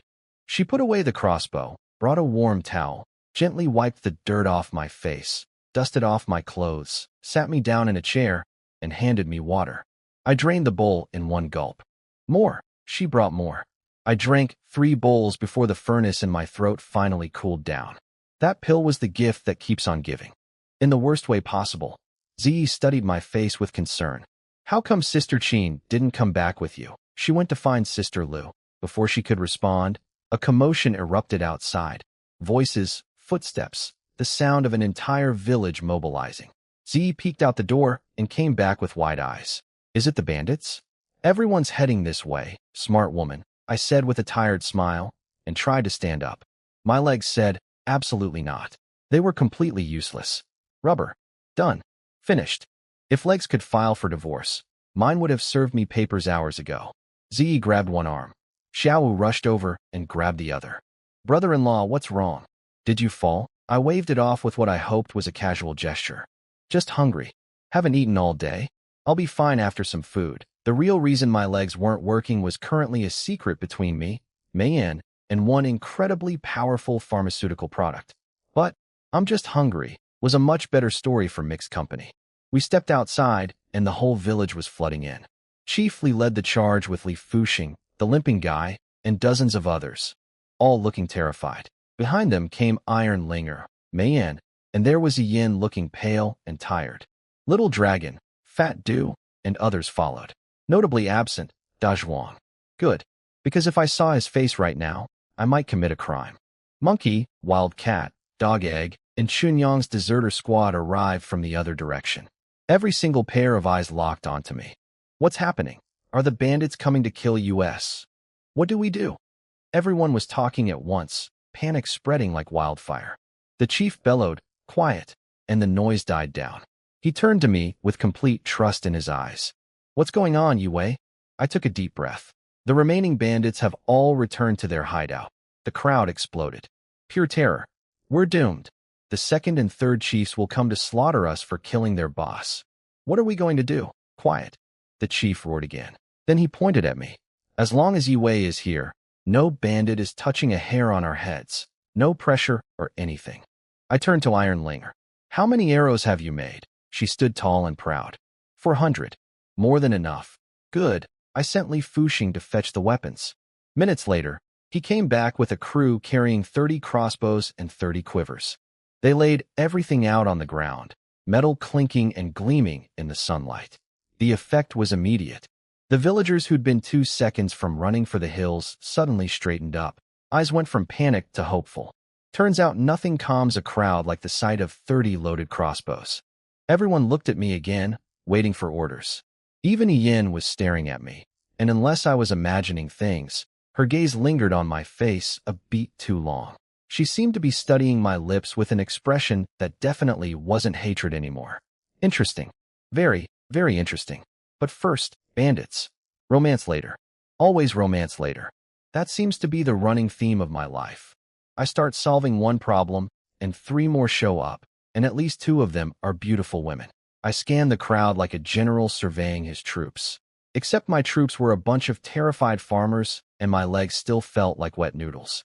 If I'm right, I announced, voice booming with a confidence my body absolutely did not share, the bandits hit this village by nightfall. Silence.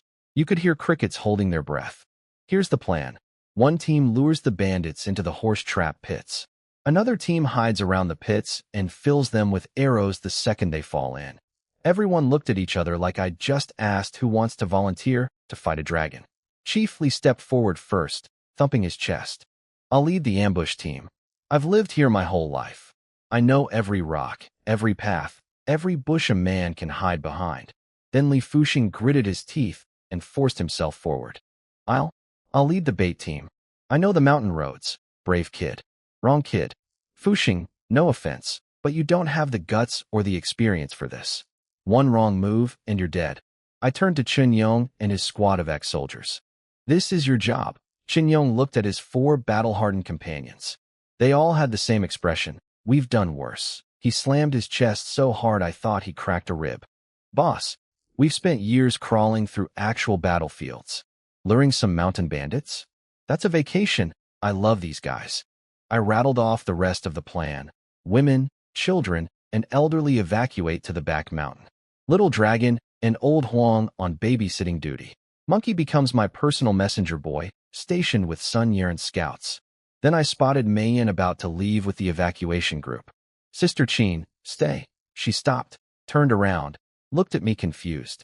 Everyone else filed out until it was just me and my women.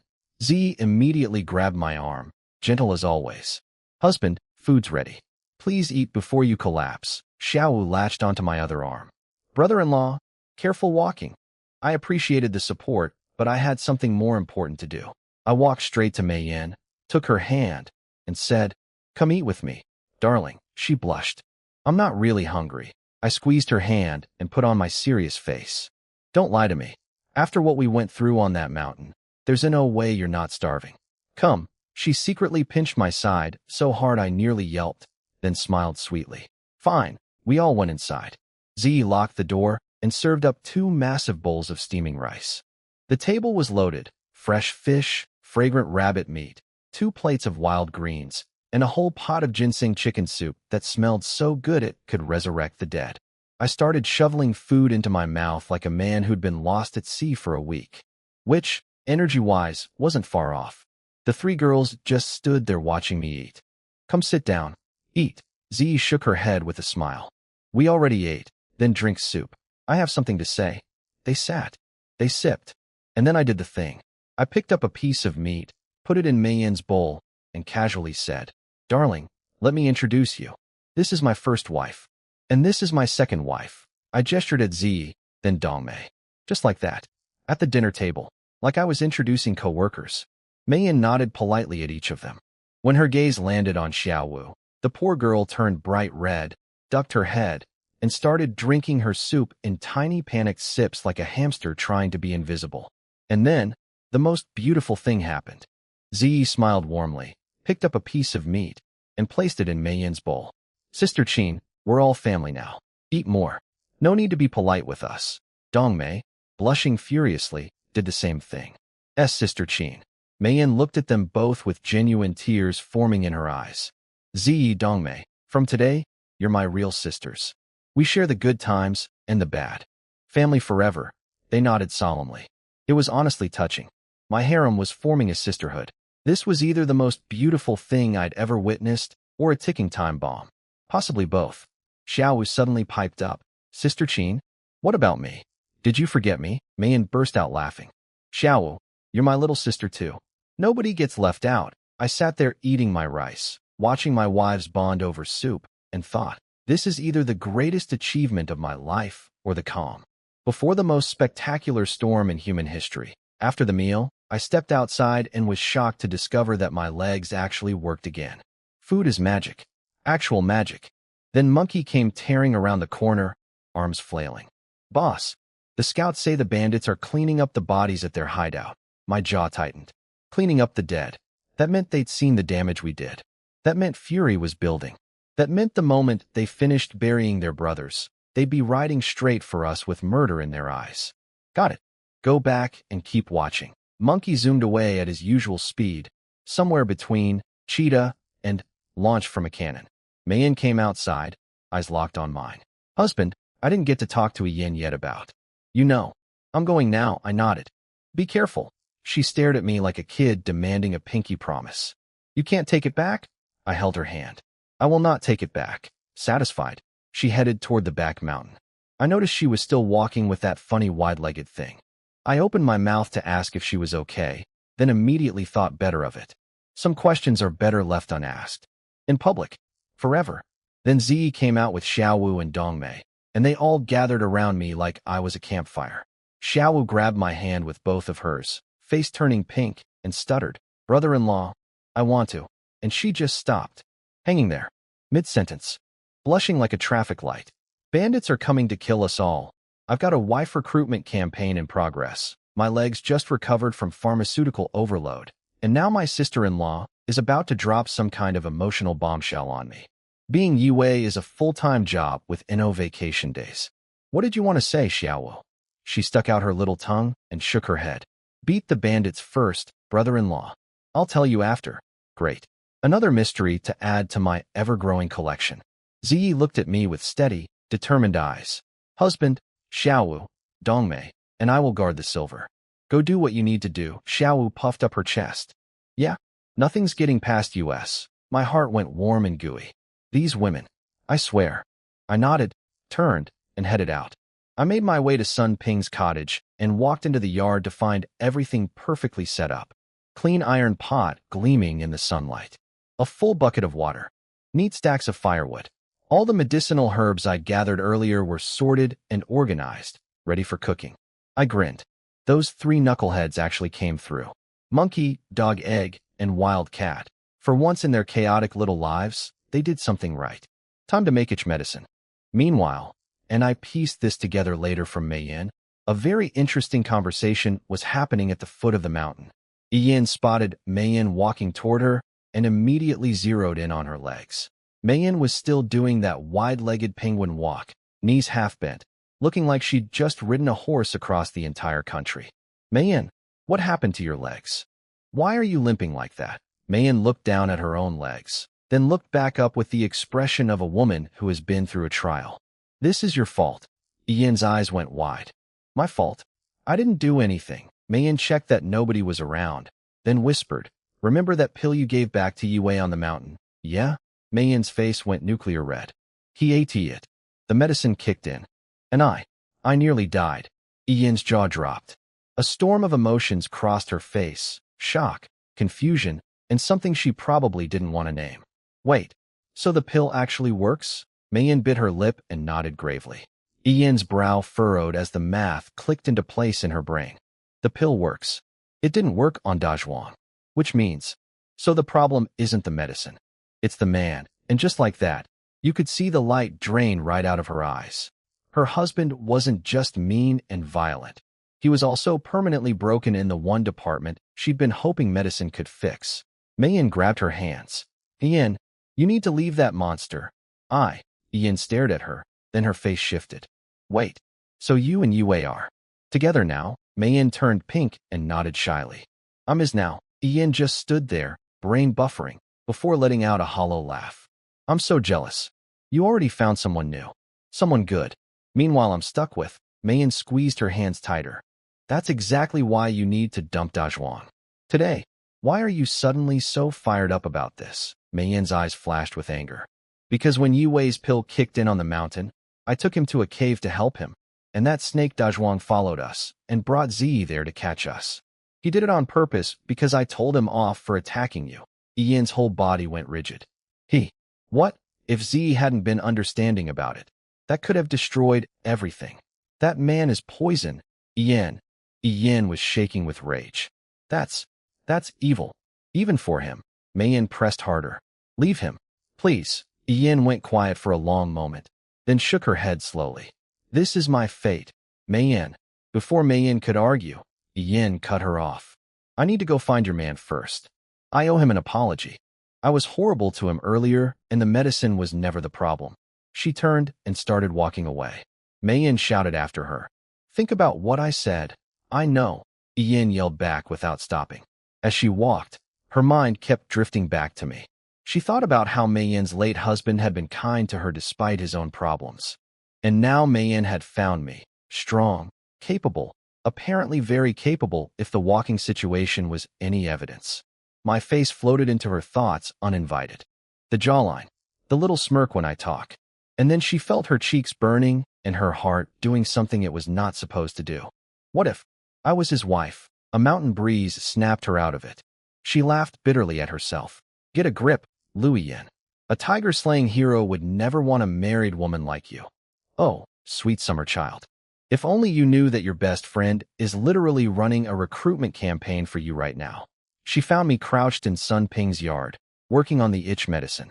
Apparently the sunset was hitting me at just the right angle, golden light outlining my profile, jaw looking sharp, lips pressed together in concentration, and she just stood there, staring, brain completely offline. I didn't notice her. I was too busy dipping a stick into my freshly cooked itch paste, muttering to myself, sorry horse, but you're my test subject today. I spun around to head toward the yellow horse outside, and my stick went directly into Ian's chest. EP. She stumbled backward, face exploding with color. The stick clattered to the ground. I looked at where the medicine had landed. There was a big green smear right on the front of her shirt, spreading into the fabric, clearly soaking through to her skin. My eyes went wide. My brain went, oh no. Oh no no no no. Ian looked down at herself. Looked back up at me. Her face was the color of a fire truck. And then the itching started. The itch paste, my extremely effective, military grade, tested on nobody until right now itch paste, was doing its job. On her. On the worst possible location. She squirmed. Her eyes went from embarrassed to panicked to absolutely murderous. I stood there with my empty hands and my empty brain, thinking, Yi Wei, you have survived tigers, wolves, bandits, and an experimental love pill. But this might actually be what kills you. What I asked that? Ian stared down at the green smear on her chest, eyes wild with panic. My face went deadly serious. It's itch medicine. Very strong itch medicine. You need to get that off right now. She'd seen what this stuff did to the bandits. She watched grown men claw themselves bloody. The color drained from her face so fast I thought she might faint. YWEI, help me, she shrieked, voice cracking, and bolted toward the house, skirts flying everywhere. I grabbed the water bucket and chased after her, slammed the door shut, locked it, because this situation was about to get extremely medical and extremely awkward, and the last thing I needed was an audience. Inside, Yin had already ripped off her outer clothes. She was down to just her undergarment, face so red it could guide ships at sea, trembling from head to toe. I was in full emergency mode. That needs to come off too. She stammered like a broken music box. Aye, hurry. If it soaks deeper into your skin, I can't fix it. She squeezed her eyes shut, gritted her teeth, and with shaking hands removed the last barrier. She couldn't even look at me. Every drop of blood in her body had apparently migrated to her face. Now let me be very clear. There was nothing romantic about this moment in my brain. I was operating on pure panic. This was battlefield medicine. The itch paste I made was designed to make grown men want to peel their own skin off, and it was currently seeping into this woman's body. Clock was ticking. I wet a towel, rushed over, and started scrubbing the area. Fast, thorough, completely clinical. She grabbed fistfuls of my shirt at the waist and held on for dear life, biting her lip so hard it went white. face contorted somewhere between unbearable embarrassment and genuine physical distress. This was fine. Everything was fine. Just a man alone in a locked room, washing a half-naked woman who wasn't his wife. Totally normal Tuesday. Nothing could possibly go wrong. Meanwhile, outside, Mei-yin was standing at the mountain base when she heard footsteps. She turned and, oh wonderful, Da Zhuang was strolling down the path with that fake friendly smile plastered on his disgusting face. "Seen Yin anywhere?" he asked sweetly. And oh, ice cold. He took a step closer. "Are you still mad at me? Get away from me. You're not welcome in this village. Leave." She turned her back on him. And this absolute degenerate stood there staring at her backside, licking his lips, fighting the urge to jump her right then and there. He somehow restrained himself, muttered something about her, calming down, and slithered away. Mei-yin watched him go with fury boiling in her chest. The man was a snake wrapped in human skin. She couldn't believe she'd ever been fooled by his act. Then, because this man has the survival instincts of a moth flying into a bonfire, Da Zhuang wandered over to my house, where my wives were practicing archery. He stood there openly leering at Zi, Xiaowu, and Dongmei, comparing their lips, scanning their figures, lingering on curves, his throat bobbing like he was trying to swallow a whole egg. Zi turned and caught him dead in the act. Her eyes went arctic. She whipped her crossbow up and aimed it directly at his face. "Get out." Da Zhuang shuffled forward with that pathetic grin. "Miss Jiang, what I did earlier was actually for your own good. You see, that Yi Wei." Thwack. An arrow buried itself into the tree trunk half an inch from his ear. Wood chips exploded everywhere. Da Zhuang nearly jumped out of his own skin. Zi had already loaded the next arrow. The tip was pointed directly at his throat, gleaming like a tiny metal promise. "One more step and the next one goes through your neck." He threw his hands up, backing away, voice trembling. Okay, I'll go. The second he turned around, his face twisted into something vicious. He was snarling internally. "I should have grabbed you when we were alone on that mountain. That thought alone makes me want to go back in time and let Mei-yin's arrow find a more permanent target." Xiaowu ran up to Zi. "Sis, what was that about?" Zi explained what Da Zhuang had done on the mountain, leading her to the cave to sabotage me and Mei-yin. Since Xiaowu and Dongmei already knew about the Mei-yin situation, she didn't hold back. Xiaowu was furious, stomping her feet. "We should have shot him.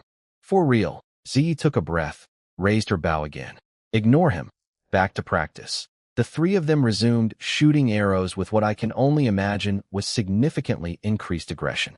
Meanwhile, Da Zhuang was stomping through the village, seething. "I can't stay here much longer. But before I leave, I will have either Mei-yin or Zi.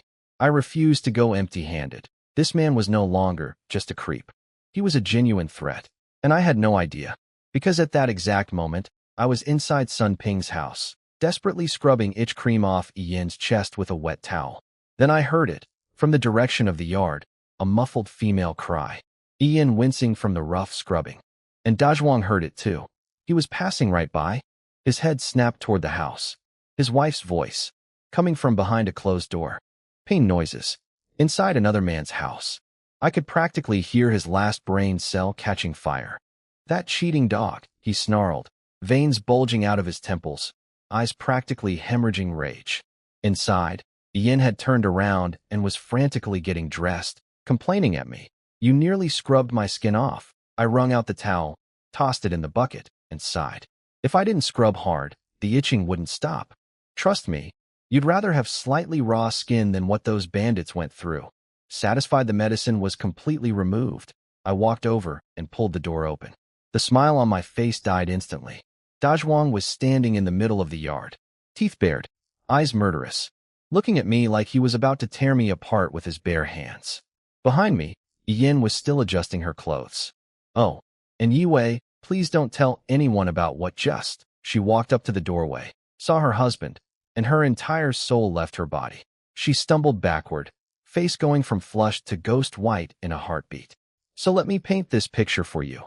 A woman with messy hair and hastily thrown-on clothes, standing behind me in a locked room, while her psychotic husband stares at us both with homicidal intent. I have zero explanation that this man will believe. My day started with fish farming. Then I ate an experimental love pill. Then I spent several hours in a cave.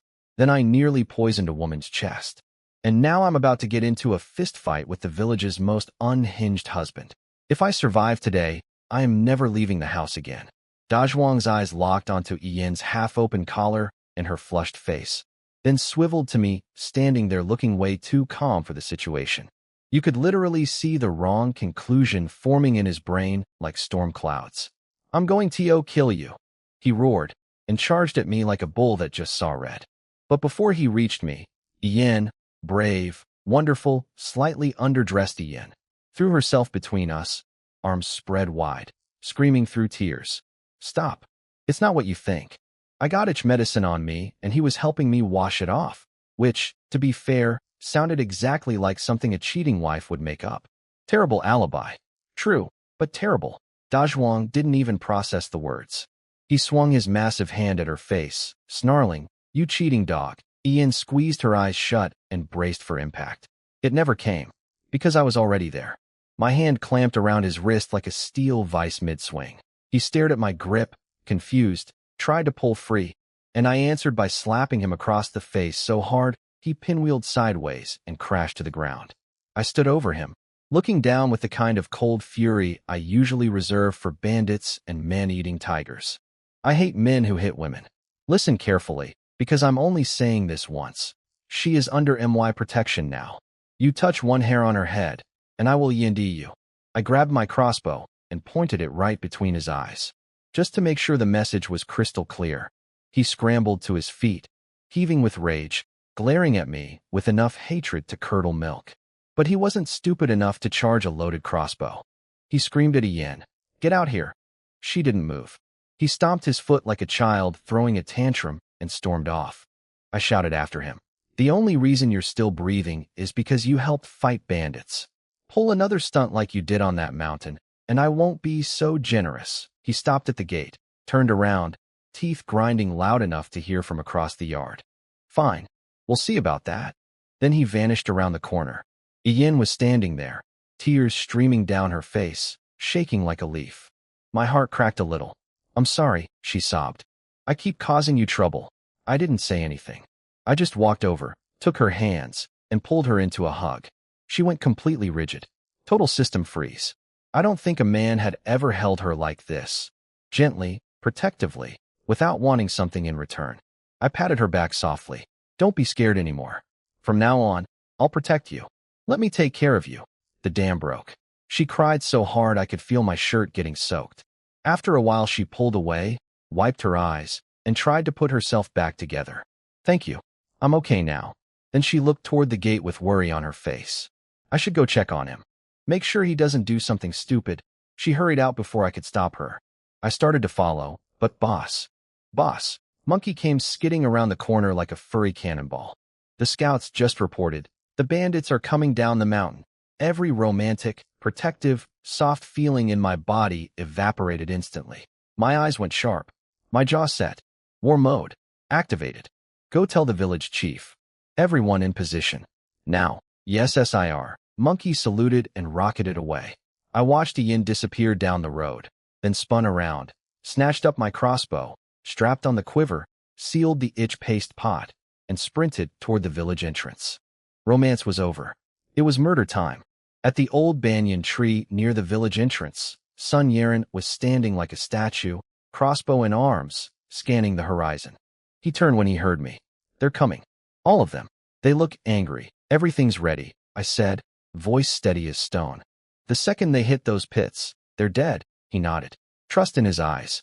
Monkey arrived panting, hugging a crossbow that was almost bigger than him. "Chief," says, "everyone's ready." Good. Then we heard it. Hoofbeats. Distant at first, then louder and louder, like thunder rolling across the earth. The three of us pressed against the tree, barely breathing, and peeked around the trunk. For bandits on horseback came blasting down the road like demons. They skidded to a halt at the village entrance.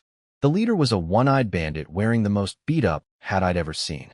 He started barking orders. "You two, search that side. Rat, you're with me." A scrawny little bandit nodded frantically and followed one-eyed down another path. I made my call in half a heartbeat. "Kill 3. Keep 1 alive," my crossbow sang. The arrow punched through One Eye's throat before he even knew what century he died in. He made one sad gurgling sound and toppled off his horse like a sack of potatoes. Sun Yeren fired a split second later. Another bandit dropped. Monkey raised his crossbow with trembling hands, pulled the trigger, and the arrow sailed past its target by about 3 feet, clipping the edge of the guy's sleeve. The bandit didn't even notice because he was too busy panicking. Close enough for a first try, kid. Sun Yeren and I burst from behind the tree like wolves. The 2 surviving bandits saw us, screamed, and wheeled their horses toward the village. I gritted my teeth, aimed on the run, and drilled an arrow into the right one's back. He let out a blood-curdling shriek and face-planted off his horse into the dirt. That left one, the little rat. He was whipping his horse like his life depended on it, which it did, galloping straight into the village. Right toward our trap. Run, little rat. Run exactly where I want you to go. The little rat didn't get far.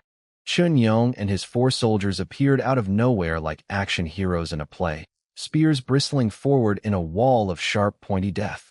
The rat's horse reared up, and he went flying off the saddle like a launched potato, landing flat on his back. Within seconds, 5 spear tips were kissing his throat. This guy went from bandit to beggar in record time. He was on his knees, forehead hammering the ground like a woodpecker, snot and tears flowing freely. Please don't kill me.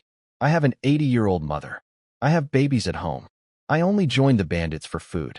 Please, don't kill him, I ordered. Yet, I crouched down, grabbed his chin, and forced him to look me in the eyes. Why only 4 of you?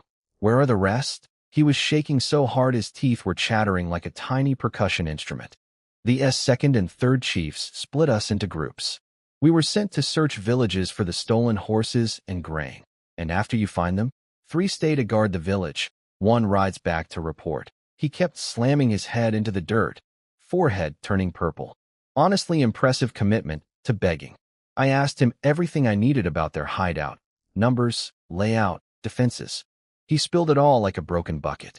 Loyalty to his bandit brothers lasted approximately 0 seconds when facing my crossbow. Then I glanced at Chun Yong. Just a look. That's all it took. Look, I know the guy had an 80-year-old mother and hungry babies. But these bandits had been burning villages and killing innocent people for years. You don't get to do all that, and then play the family card when karma finally shows up. Chun Yong's spear punched through the rat's throat. Quick and clean.